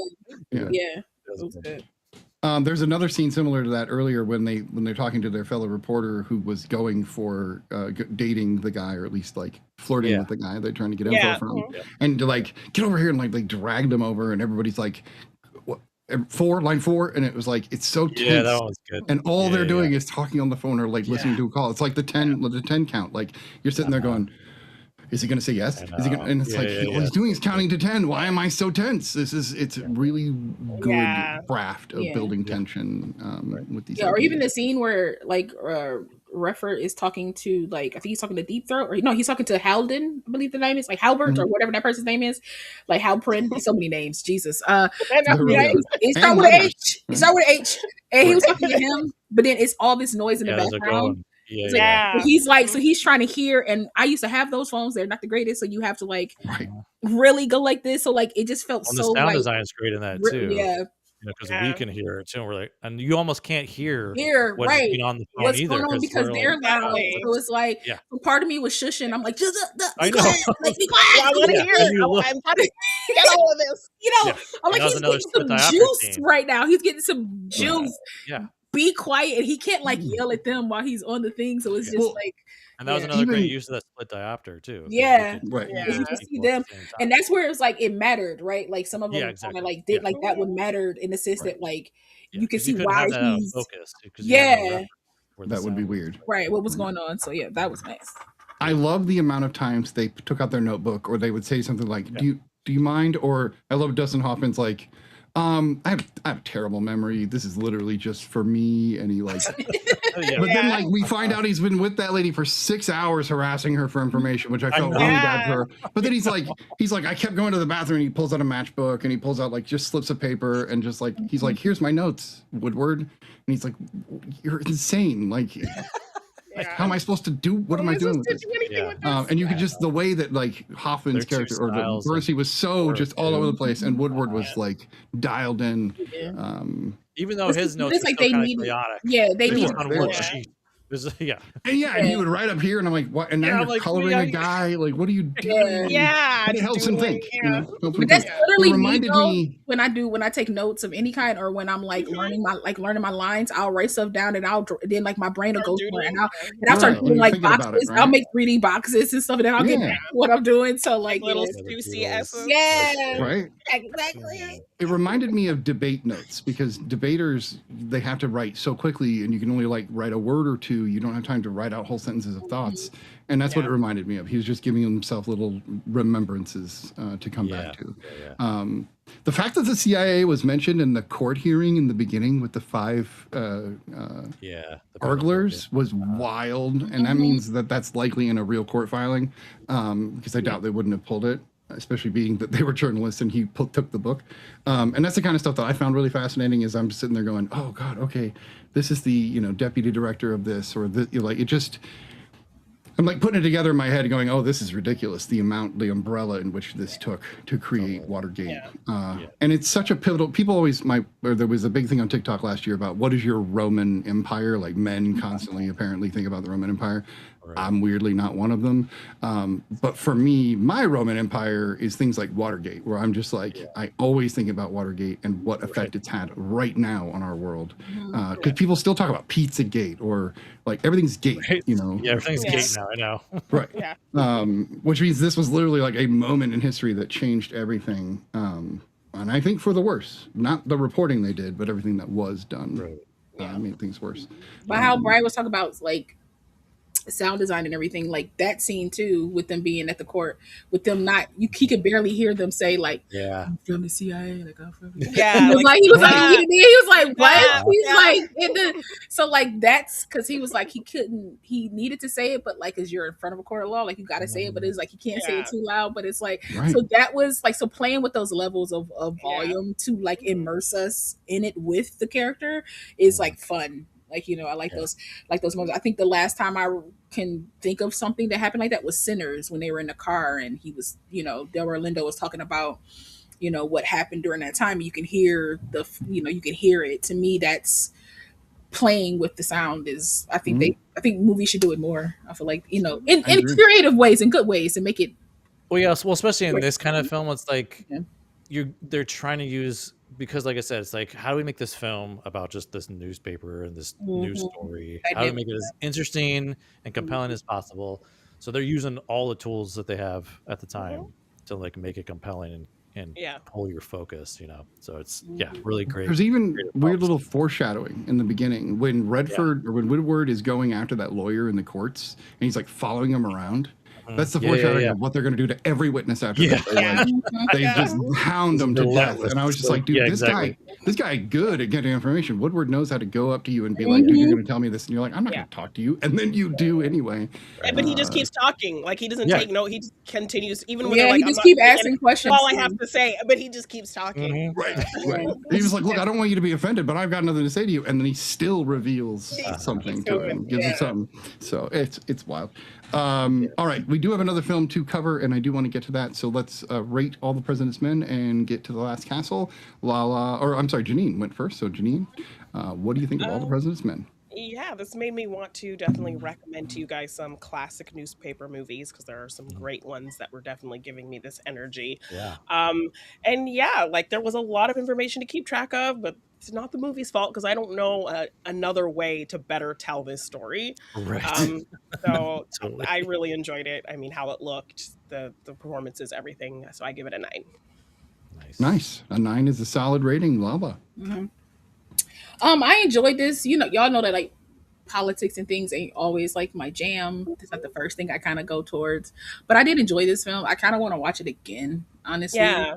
Mhm. So glad From being like totally honest. So right now, until I watch it again, right now it's a 7.5 for me. I still think the performances was good. I think the story was good.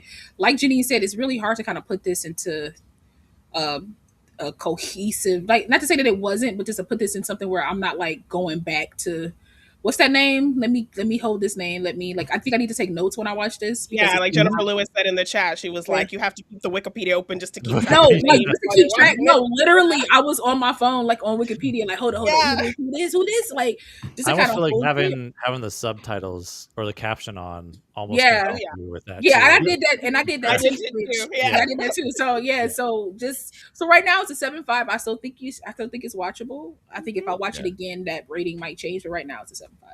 Yeah. All right. How about you, Brian? It's like 15. Jennifer already kind of reeled her score or their score, and it's a 10 for me as well. So it's just, I mean, even just even not just at like bedtime because it's typewriter. even more, with the typewriter sound, but like even more so because this conversation and this viewing, like it's just like I just realized how much I love it and how great it is. How many Great filmmaking things they did. Man, Yeah, and I think yeah. on rewatch, I feel like my score could probably go up. Right. You know, No, for sure. Yeah. considering this was my first time. Yeah. No, You know. I think so too. Yeah, 'cause, like, the first time I watched it, it was tough to like really like mind, and get through. But Yeah. I mean, but I still really loved it the first time I watched it. But yeah, like now it's like a 10.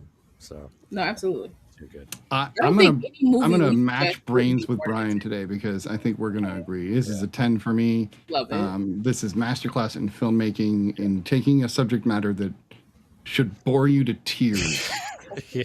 and making it like you want a nail biter. That's really unique. Not only that, Redford, I understand that politics isn't always your forte, but you can't do a lot of Redford movies without finding something political in them because since he became a major star, he was like, I'm going to use this to push politics. It's fine, but this is like full on political. So my brain kind of like dips in, dips out. Sure. Yeah. I mean, it's literally based on No, like a whole political. Right. Yeah, We you can't know, get away from it. Like we like, have to talk about reality to talk But I about this mean, movie. think about it though. Any film has some type of politics in it, even if it's not surrounded about politics. So like I find it in kids movies, animations. I find it everywhere. Yeah, art is political. Right, it's like art is political, so like that's not an issue. This was heavily political though, so my brain. Yeah, this was art and politics. Right, so like as much as I was on the Yeah. art part of it, I think it's the politics part I need to watch again that I would probably more so partake again and try to immerse myself a little bit more in that. So yeah. I mean, there are literally books upon stacks of books that have been written about this. So there's lots of info if you want to delve in. Is there a flip page? Is there like a flip book? Maybe. I know the Probably. Wikipedia gives it nicely, There's a so golden you can book. just, My first There's a Watergate book. golden- Like, yeah. I would be surprised if somebody created that because they keep Yeah, creating, How to they Resign keep with creating Grace, those books. the It's golden like book. it's like nobody can have my cookie but him, and they'd be like, Yeah. "Let me tell you about my cookie." Like they got those books like that. So They would totally. Before we get to the last castle, there is a line I believe that was said in this movie that is also not said but like tweaked and turned over in the last castle as well, which I thought was really interesting. And it is the line about hearts and heads versus balls, because they say that in All the President's Men, where if you have them by the balls, you can take their hearts and minds. But in Last Castle, they're like, we have their balls, he can have their hearts and minds. So I was like, whoa, I know, Rodford, that was really weird.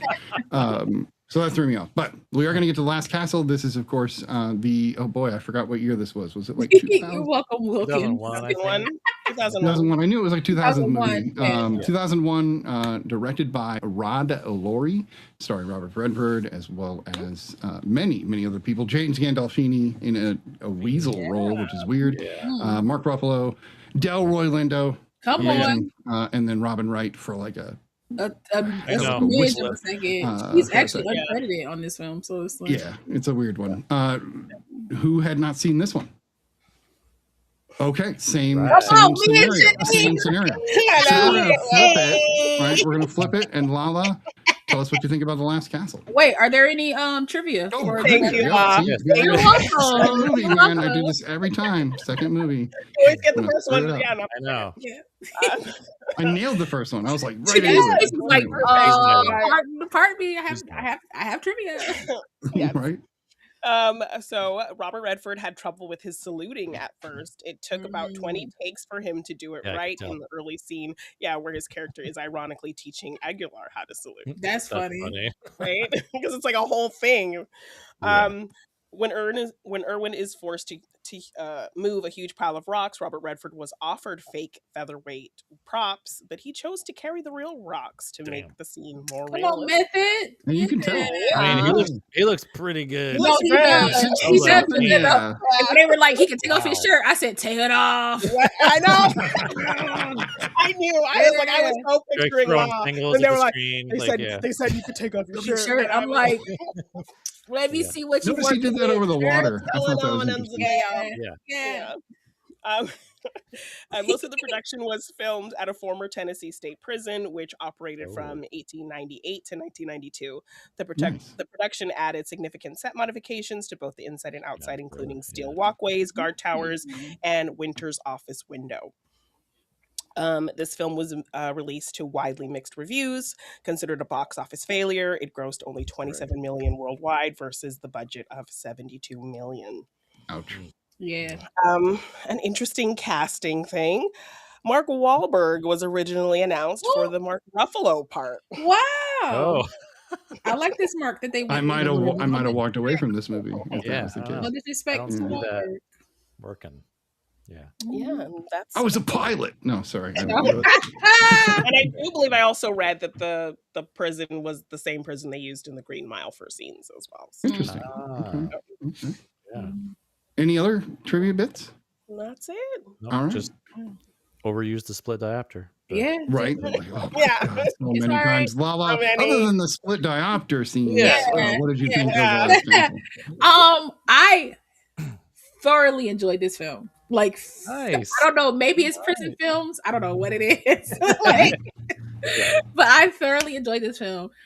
Like, because I don't know why. I just did. It was so Yeah, good. yeah, yeah. It was like having, mind you, I haven't seen James Gandolfini in a lot of things, which now I have to, Mm-hmm. because just the performance that he gave off of this is like pretty sickening and amazing to me. Yeah. And I mean sickening in a good way. He was sickening Yeah. as a character, but Yeah. Evil characters, awesome actors. he was so good because it was like you could tell that Irwin is a character that he wants to be but never got to be and never will be. And so like in that, all this like fake admiration that's really just hiding the disdain you have for this man, that he could just breathe and command people. He could just breathe and get respect, and you breathe and nobody can stand you. And so it's just like I love all of that spilled out of his character, and I love when like I can feel that from actors. It makes me excited to watch, makes me excited to see what happens next. I thought this movie was heavy. Like I can easily see them rebooting this movie or redoing this movie, remaking it, and Brad Pitt is the lead. Like I could easily. Then Marky Mark can play. You know, There we and go. then Mark Wahlberg can be like, Yeah. like, I can easily see that being a thing. But like I thought it was so good. I thought the like Clifton, wasn't like Clifton Powell, I believe. Collins, yeah, Clifton Collins. Yeah, Clifton Collins Jr. always plays such interesting characters whenever I see him, and they're usually like very supporting.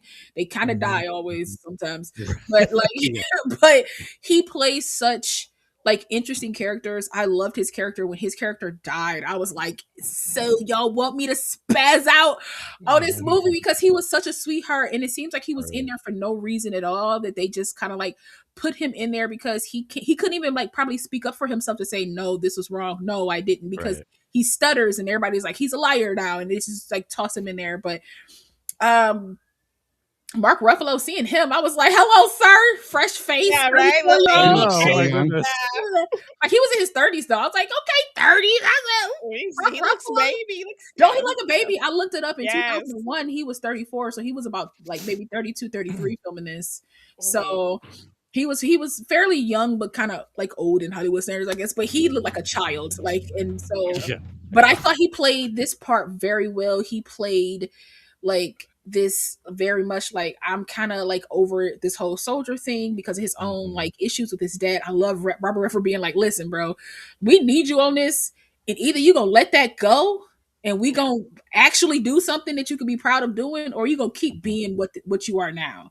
Like, let me know. And he just walked away, and I was like, you know what, Erwin, I dig you, man. I dig you as a character because he barely spoke in the beginning of this film. Like Robert Redford's character barely spoke in the beginning of this film, but he didn't really have to. No. And I love that. Like he just commanded such a respect, such a like you could feel his position, even though it got stripped from him. He's like a leader still, right? Yeah. You know, you can feel that. And then when he finally realized that it was time for him to step back into that, because he was kind of like becoming a Yates in the beginning, where he was like, "I'm gonna keep my head down, I'm gonna do my time, and then I'm gonna go be with my daughter and my grandson." But then he realized that like that's not even my life. That won't be my life. Right.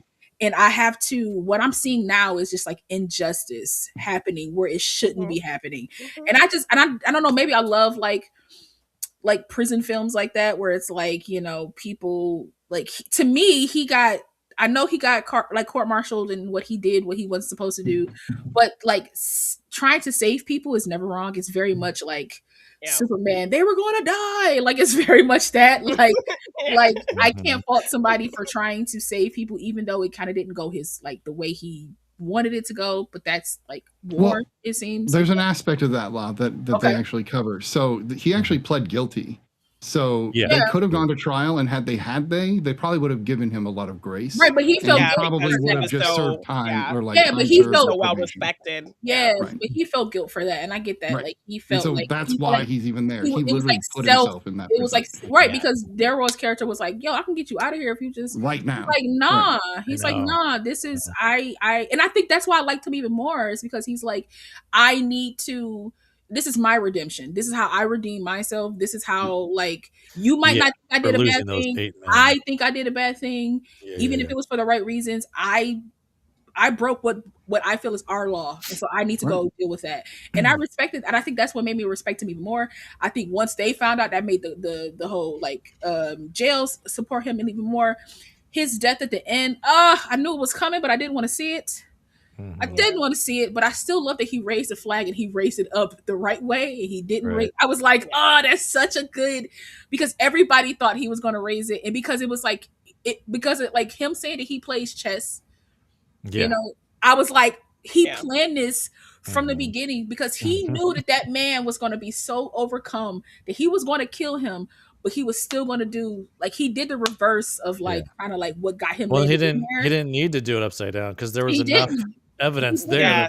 Because I feel like with him raising it up and him dying in that moment, he knew that like the distress that they were going through was over.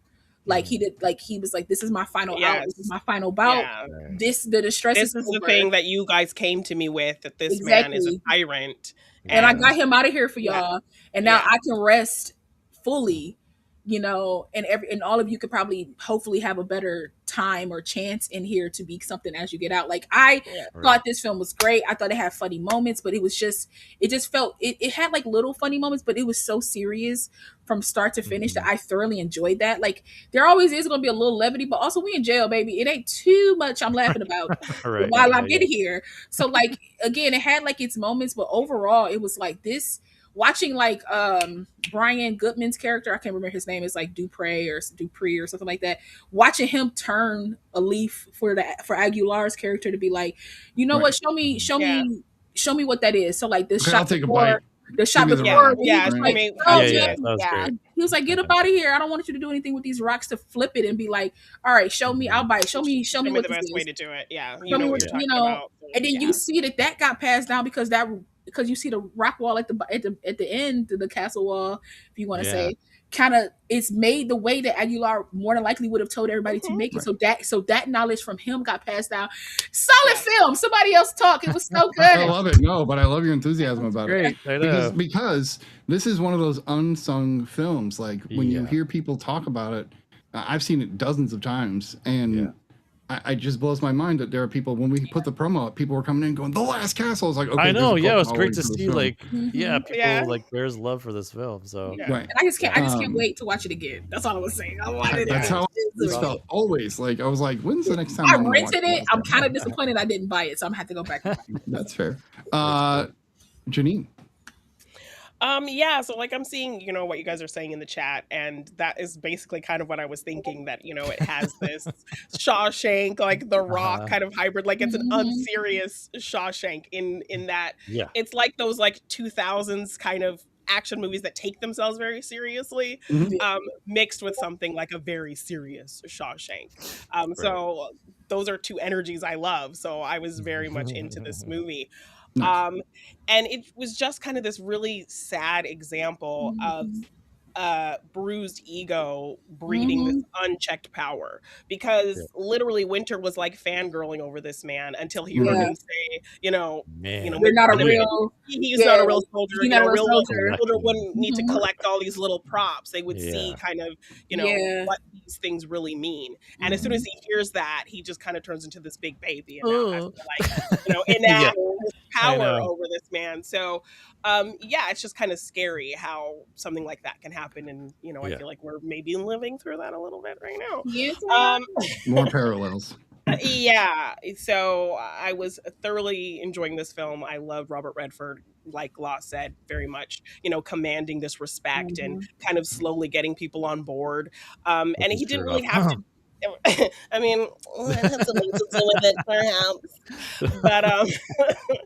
But just some really great moments with characters. I loved kind of him in the beginning, like Law said, him being very quiet. I loved just seeing him kind of observing and looking at things, and paying attention to stuff. So you knew that would kind of come into play later. The ending with the flag, I think, was great. As he lifts it, and like we just kind of get those moments of everybody looking up at it before we see what he actually did. And then when we kind of see that he did put it upright, was then just a beautiful way to end the film. But yes, of course, very sad that he died. But yeah, I love the build up to these things, the build up of the camaraderie of these men. Like, of course, it starts with this kind of contention and then slowly getting everybody on board. And he is somebody you want to follow. Like, as soon as you see him and you hear kind of even what he did, like him just like taking responsibility for what he did, you immediately still kind of have that respect for him. And just movies like this in general, like, people could very easily write off people who have done criminal things, people who are in prison. But movies like this kind of remind you that they are people, they are humans. So I kind of like stories that humanize people like this, because it's so easy to write them off, to where, you're really rooting for them. And I've never seen James Gandolfini like this, because I didn't watch Sopranos. There was actually another piece of trivia that I think I didn't take a screenshot of, that they wanted him to smoke cigars, but he said he didn't want to smoke cigars because he didn't want that to remind people of his Sopranos character. I like his OCD-ness about his collection. I think that was a better choice than cigars. Like watching him clean everything, or even just watching him eat a bologna sandwich, like a really simple man eating a bologna sandwich. Everything he did was like a posture. Everything he did was like, he'll bring him in a few minutes, and you put yourself in a position to clean a gun. Is that supposed to be, I'm in jail, my baby. Is that supposed to intimidate me? Like, even when he went to get the book, he was like 2 minutes. Like, it's going to take you 2 minutes to walk over to that shelf and get like, come on. Like, it was a lot of that. It was a lot. It was a lot of people waiting while he's eating and that stuff. What like Irwin said, like, you're a fraud, man. Like, this is not. You're playing a soldier. You're not a soldier. Exactly. He's definitely putting on airs and really trying to play up this power that he has, because he feels small, being made to feel small by this man who everyone kind of loves and respects. And then by Daryl and he's just being himself. And by the Brigadier. Exactly. The Brigadier was like, don't. He was like, don't. That's about your pay grade, my baby. Like, I see what you're doing here. Like, calm down. I was like, that's great. Classic So Brian, Delroy Lindo too coming in. Isn't it? Yes. I wanted more of him. I know. Just a quick scene. Just a quick scene. I'm gonna own you real quick in this scene, and I'm gonna walk away like a boss. Exactly. Yeah. And I think, I feel like when he walked away from him and he was supposed to salute, I think he forgot that in the scene. I feel like he forgot that as an actor. Like, he was so in it to be like, watch your back. He was like, watch who you talking to, and Then he went to salute. He was like, "Oh yeah, I gotta salute you." And then he go, I gotta go back. I think There's he an forgot. element that is lost in almost every military movie I've ever watched, and I think Brian Yeah, will probably I think agree with me on this. right. And it is Yeah. the way that salutes are done. If you are a lower person in the rank, your salute better be the crispest fucking thing you've ever seen in your entire life. And if you're above that, I got saluted by COs and all sorts of people like this Yeah. all Oh the yeah. time, Oh constantly. yeah. Just the worst. And so Yeah. Redford trying to teach him, like, if he was off a little, I'm like, yeah, you're a 3-star. You haven't Yeah, saluted you really don't- in a long time. Exactly. Yeah. You Mhm. don't So- suit that often. Also, a lot of movies get it wrong. Where like Delroy Lindo's not wearing a cover. Right. It's like you're supposed to wear. Well, in the Navy we call it a cover. So you're supposed to wear a We hat did in the Army as order to well. salute. Yeah. So Yeah. technically he's not supposed yeah. Anyway, Not- that's he's, a little. he's technically he's not that's a supposed little to be without silly. he's not He- supposed to I- be without his hat, without the Yeah, cover. anytime you're outside, you should have a cover on. Have a so- cover Got on. you. Yeah. And he was Gotcha. outside. And the salute, But- if you have cover on, should go to the edge of the cover. Yeah. And if you're not wearing a Not hat, it touching goes to your like, eyebrow. head or like yeah. Got you. So when Um, he told him in the story about why they salute was correct. That is exactly where saluting came from originally, nice. and has developed over time. And every country does. There are some countries that'll salute like Yeah, this. the and Yeah, this I've is- seen that. Yeah. I've seen that a lot. Is that Yeah. British? Is that British? It might be British. I think it's that's it's British. a few different countries that do it. Okay. That way. Yeah, And quite a again, few, so- probably because the British. Yeah, I've seen more Really British pushing people. on I've seen more them. British things. Yeah. Yeah. Now, the question I have before we hear what you think, and I know we're gonna glaze this movie. I know we are. This Probably. we are. But the thing I want to know is, as a Navy man, Yeah. how do you feel about the prison being run by the Army? Because it was 100%. Winter was absolutely Army, and so were his Oh yeah. men. A lot of yeah. And then also, And, like Aguilar was Marine Corps. Yeah. right. And so there is a blend in the yard, blend. but it looked Yeah. like an Army prison, which is really weird because as far as I know, like Leavenworth is an Army prison, not a military prison, and so like they kind of But took some any liberties. branch, anyone from any branch can go to Leavenworth, though. That's a good point. That's a good So point. yeah. Yeah. But still, But yeah. we ran the prison, unfortunately. Sorry. Yeah. Tell us what you think about the last casting, Brian. Yeah, like I mean, this is like you and I talked about before we like were deciding on these movies. Like The Last Castle was definitely one that was up there because of how underrated it was. I'm so glad that like La and Janine got to see it and like really enjoyed it. So it's really surprising and there is like a lot of love for this movie, and like it's kind of, I think it's one of those ones like maybe at the time it just wasn't, because I didn't see it when it came out right away either. Yeah. It took some time. This was a VHS for you. Probably, yeah. Yeah. Or Like I'd maybe heard it's of it, DVD but I at the never really Yeah. thought Listen, about I it. was like 15, 16 when this came out. I wasn't checking for this movie. Right. I mean, No, of I course. was not Yeah, checking yeah. Junior in high Like school. military yeah. prison, no thanks. But not you're at all. good. At all. I was like, where the animations at? Like I was Yeah. Right? But yeah, no, this is such a like it's definitely not a perfect film. Like there's certain things like on this viewing, there's things I was picking out where I was like, like Yeah. but still overall, like it's a great Yeah, it's super watch. Like it has entertaining and- there's so many elements to it, like Gandolfini's slimy performance. I've literally like, for me too, like having my experience in the Navy, there's this thing of like you learn to like dial in who has real leadership and who just hides behind their rank. This is a perfect example of that. Like Redford, yes, he was a 3-star general, but he exuded actual real leadership regardless of his rank. Where Gandolfini was the opposite of that. He demanded respect because he had a rank, not because he like wanted to like actually lead. Was worthy of being followed. Yeah. And I've actually had like in the corporate world, I've actually seen this where an old boss of mine at another company I worked at, he was in the Marine Corps, and this is a perfect scenario of what Gandolfini's thing was. Like he knew that I was in the Navy, this guy, and he was Marine Corps, but he was like our VP of marketing or whatever. He's the head of marketing, and he always tried to like connect with me because he thought we were like buddies because we were in the military. But he had never deployed. I deployed. There was some weird thing about like when you haven't been on a deployment or something like that. There's this thing like Gandolfini's character experiences where there's almost like this level of shame that he feels. So he has to like try to make up for that in Yeah. other ways, so that's exactly I've like literally experienced that before, People like just that. not in not in this crazy Yeah. way, but people still who it's try to like connect to what the you hell in is wrong something with that's not fully Yeah. related. Yeah. Right. Yeah, and so it comes out in all these like gross ways, where Yeah. he's trying to like make up for it. So I love that element of it because it's like such Mhm. a real thing. Yeah. You know what I mean? Yeah. And just seeing like how Redford's able to like really, he takes his time, and we do see like that's represented in just like this lack of dialogue. We just see him, observing Watching and it like, ready.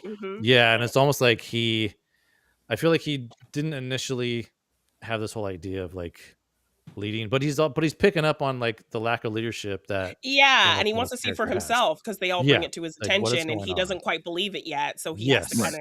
I like that he holds back, and he sees it once he sees it for himself. He's like, okay, Yeah. maybe Yeah. we need to do And something then- about this. Yeah, and Yeah. then starts plotting and like Yeah. But yeah, it's a one of Redford's like unsung movies. I think he's Yeah. great. Yeah, I was like really impressed with that rock moving sequence. Just like I hope I look that good when I'm his Right. age. Like, Yeah. I'm like, damn. Hey man, Great move job, a buddy. rock Look from good, here but to there, man. Yeah, It also- go with that. Just do that Yeah. It workout. also adds an element of respect to the men in the yard where they actually see that he was tortured, Yeah. and they see the physical scars that he's No, gone On his through. back. And then yeah. and that like and that whole element too, I'm thinking like that's just gonna backfire on you, man. Like you think like this is gonna like show the other prisoners like, oh, don't that mess he's with weak or something. Winter, like, but the fact yeah. that he's even trying, like Right. that is impressive enough That's to just these men. Yeah, exactly. And just Right. like emboldens them to follow Yeah. Redford instead. Him, So yeah. Right. And even people that might not have in the beginning, I like that Right. they Mhm. layer in the characters enough to where you like even a couple of lines from a character kind of gives you an idea that they're kind of opposed or they're where for, where and they then like fall. they Yeah. waver in. Uh-huh. Yeah. Like Lala was talking about the guy that gets on Aguilar about building the wall, ends up Yeah. becoming like your favorite character in the end. You're like, Yeah. yeah, get him. He's fighting the guards, and like you love Yeah. that. Yeah, Yeah. To Gandolfini, I think a good description would be that Gandolfini is a Boy Scout that never got to go, while Redford is a soldier who saw the tragedy. And the Boy Scout's going to just collect badges. That's all that he's doing. He's just And collecting. probably Yeah. romanticizes But he's gonna- war. Yeah, Yeah, he's I gonna looked at make it. Yeah, I looked at it as but him he's still being gonna a see himself as a fanboy. brother with the Yeah, soldier. I saw him being Right, a fanboy. yeah. Like this is something he's always wanted to do. This is something Yeah. he might have all this knowledge of it, but he's never seen Yeah. it in action. So he No. thinks he still has this like authority and power. And it's like, bro, you don't Right. know nothing. Today, if this movie Yeah. were made today, Gandolfini would have been playing like Call of Duty in a scene. Like, Yeah. No, for sure. I know what you No, mean. for sure. Uh-huh. Most Um, combat he's seen. Yeah. and that's true. And it's so funny because Brian, you were right. I've known guys who didn't serve or either never served and are still like talking shit about you don't understand what it's like. And it's like, well, neither do you. So what are you talking about? But then Right. I never deployed.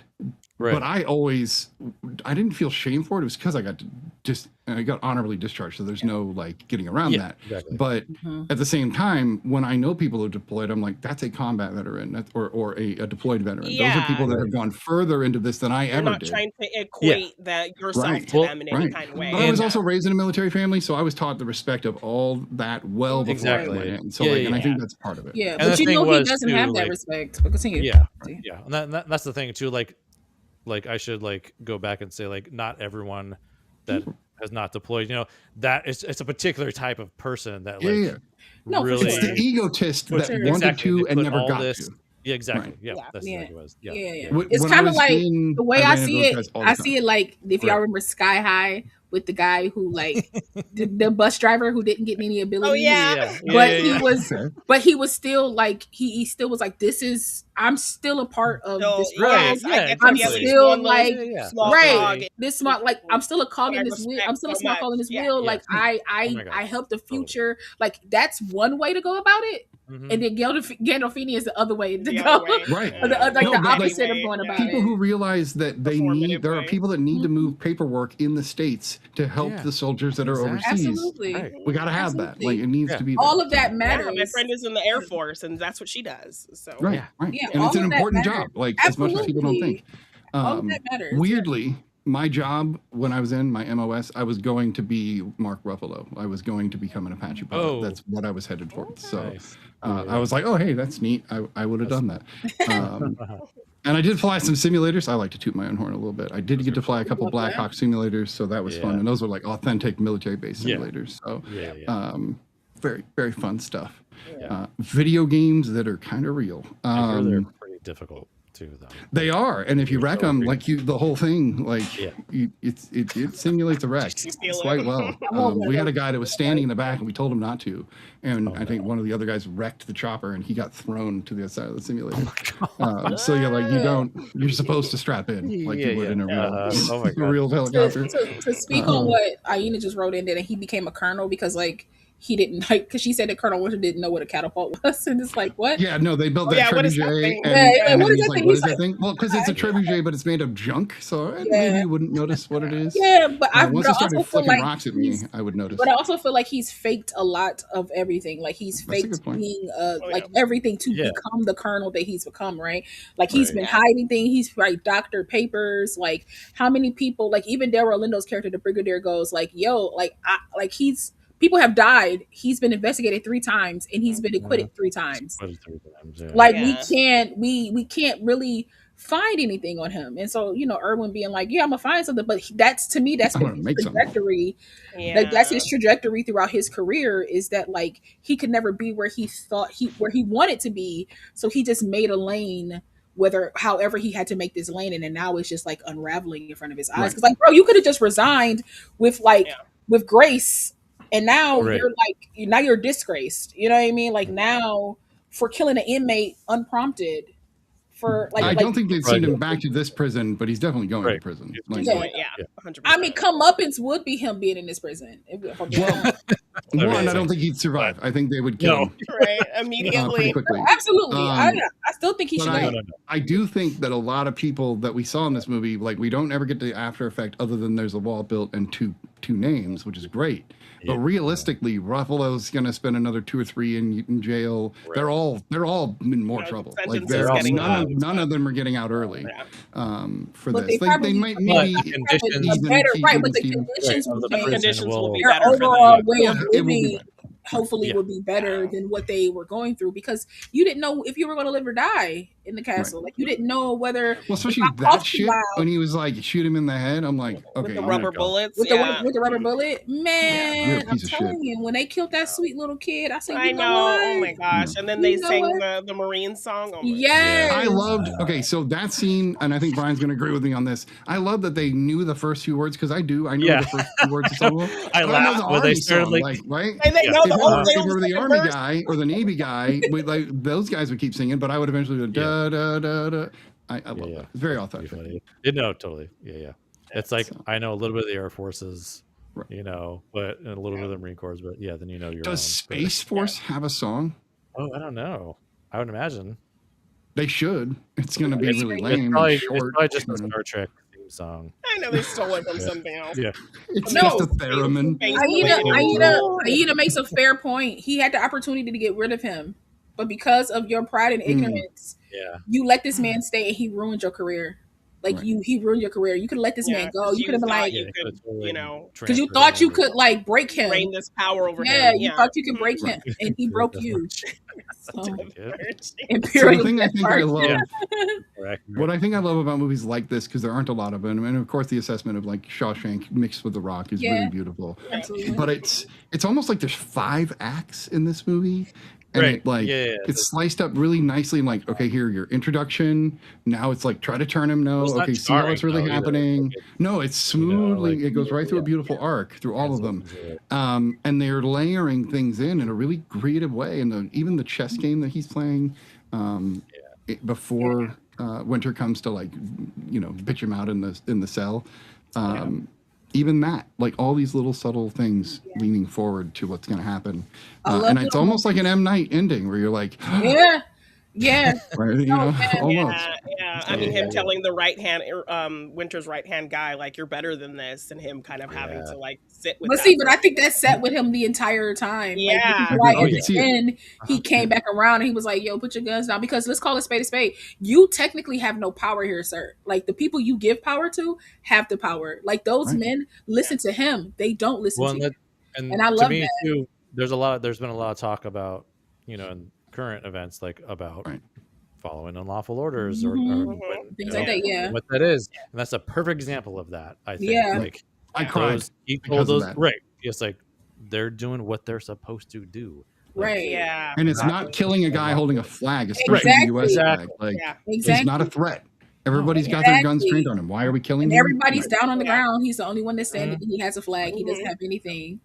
And I think I love that because it's like people are so used to being like, well, I have to follow the rules. No, you don't. When they go against like morality, like you do not have to follow rules. Exactly. Yeah. In All the President's Men, the FBI agent says the same bullshit. He's like, "Oh, I'm just following orders." Yeah, shut up, dude. We don't care. Sure. Do what's right. That's what's absolutely at all times. Do what's right. And I feel like that guy at the end, because like throughout the film, you can see him kind of being like, "Yo, like." You sure?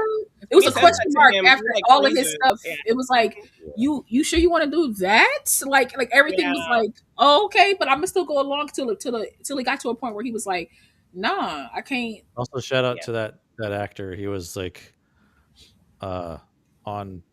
I think it was General Hospital, like for a long time. I watched him because I was like, "Why do I know him?" I've seen him in the 2000s. I was watching Young and the Restless, so I knew him from that. Oh yes, that's right. Yeah, my mom watched him. No, he was on a bunch, like so. He probably was on that one too. Yeah. But I was like, "Why do I know him?" Like so, look at him. For him to be a soap star and get the kind of this big role and like have share scenes with Robert Redford, like I know, I kind of was like, okay, Well, and he added an element beyond the Winter character. Like I don't think Winter would have been as compelling without the captain behind him doing these little things. He was on General Hospital and Young and the Restless. So I'm throwing that up. I don't. The fact that this movie, I've never heard anybody hate on it, which is the weirdest thing. Like it didn't do well, but nobody hates on it. Do well, but then it has like not a great Rotten Tomatoes score either, but it's like, like 7 critics said something bad about it when it came out, and that sticks. Like that's the downside to that. This is why I like Letterboxd, because it's a living rating that kind of grows as people watch it. And but I was having like physical reactions. Like I'm watching these and I'm like, no, right. I can't believe he did that. Fuck that guy. Like I was like reacting. And you're dumping water on yourself when you take your shirt off. Like I said a cold it's shower. Like doing in slow mo, right? Around it a couple times. Pause. What I did love was the reference to the castle, right? This whole thing, and they break down the castle. But then the stuff they fight with is quite literally medieval across the board. They're using shields, they're using slingshots, they're using trebuchets, and everything is man-powered and ingenuity, right? The rocket launcher, that was so wonderful. He's like, "Oh shit, it worked!" I'm like, "Yeah, it's gonna." And there was only one person besides Redford killed in that whole scenario, and that was when Ruffalo's character just decided to throw the tail. I'm like, that was the one problem I had, because I'm like, you're a helicopter pilot. You're not going to do this because you know it. And then he's like, "Oh God, I'm like, you don't have a tail. You know that. You're just going out of control. Panicking." And when he wrecked, I was like, "Oh, there's some fire in there. The dummy got scorched, but we're gonna just pretend he has a bloody nose." Like he's perfectly fine. But that's the '90s spilling over to 2000s. Yeah, that's the unserious Shawshank aspect. Right. Welcome to the Rock. Oh no, wrong movie. Sorry. Shawshank and the Rock is like a perfect. It really is a perfect blend of what this is. All right, let's rate the film, and we'll get to our Christmas episode next week. So let's start in the same order. Law, what do you rate The Last Castle? I love this film. I give it a 9. It was solid. Nice. That is a high rating. Yeah, and I'm gonna buy it. So yeah. And you're gonna buy it. I love it. Yeah, I'm also giving it a 9. I really had a lot of fun with this movie. Nice. We were actually hoping that was one of the reasons we picked it. We were like, it was like, it don't get a lot of recognition. Let's see what happens. Brian, I'll give it a 9 also. Oh, now I feel really compelled. No, you don't. Give it your I'm gonna rating. go honest rogue. rating. Yeah. Honest overall, rating, man. I watched this movie literally dozens of times. I'd give it 10 just because I didn't start seeing the flaws in it until this time. It was like watching Spaceballs this last year. I was like, Nah, oh you're shit, Exactly. that Yeah, didn't you're look great. right. And, oh, this is. But overall, I still teared up at the end. I still felt patriotic. I was so I like locked the in messages. Redford's Like so great. Redford's great. Ruffalo's Come great. Like, on, everybody's great. shirtless Redford. Shirtless Redford already gives it a 6, so you got to go from there. You know what I mean? So, you know. Oh, and you can see his like goldeny red hairs, like just very like every little it was step like acting by his hair almost. Mm-hmm. Like it was like, hey, we're Robert Redford's chest hair. I'm like, damn, you are. I'm so glad you can't see when I'm blushing. No, facts, right? I love it. I love it. 9.5 shirtless Redford. I see you. I hear you. I hear you, Aina. I hear you. Yeah. All right. So we've got another couple of films under the. Wait, what was your rating? Was it a 10? I said 10. I said 10. Oh, okay. I wasn't sure because you were like, I watch it a lot, so it's a 10. I'm like, but is it a 10? Okay, I was. But it is, and even with all of its flaws, I don't care if a movie is flaws. If I'm still compelled to love it at the end and still feel those feelings, let's call it spade a spade. 2001 and it's 2025. Like that's a big gap in how we make films, how we shoot films, the level in which it's a big gap. So that's like this is actually the year that I went into the military. So I don't think I saw this because I was in the military. So there was another trivia thing I saw that the score, one of the songs in the score was called September 11th, 2001, because that's when it was recorded. And on the posters, they had the upside down flag, but after 9/11, they changed the poster. Yeah, I bet they did. That's crazy. Interesting. Yeah. It's amazing how many movies were changed because of that event. One was the Wow. me off. You guys have seen the Spider-Man trailer from 2000. Okay. With the webbing in between the towers. The towers, that was wild to see years later. Anyway. This has been episode 13 of season 5 of The Real Study. We will be back next week with 2 Christmas movies, as I've said. So please join us there. And as Law always says, maybe I'll tear up this time. We will find you. I don't know. I'll listen everything. Put her on the spot. Yeah. No. Look, follow us on everything. So follow us everywhere. I figured it out as well. I was like, he's doing it again, and I can't remember what he did the last time. And I was like, my brain was going to give you left the runway. I did. I don't have a catchphrase. What are you talking about? Listen, I finally flew, you guys. I got there eventually. So I love it. We'll see you guys next week. Enjoy your holidays. Have a great holiday. Bye. Peace out. Join us. Follow us everywhere.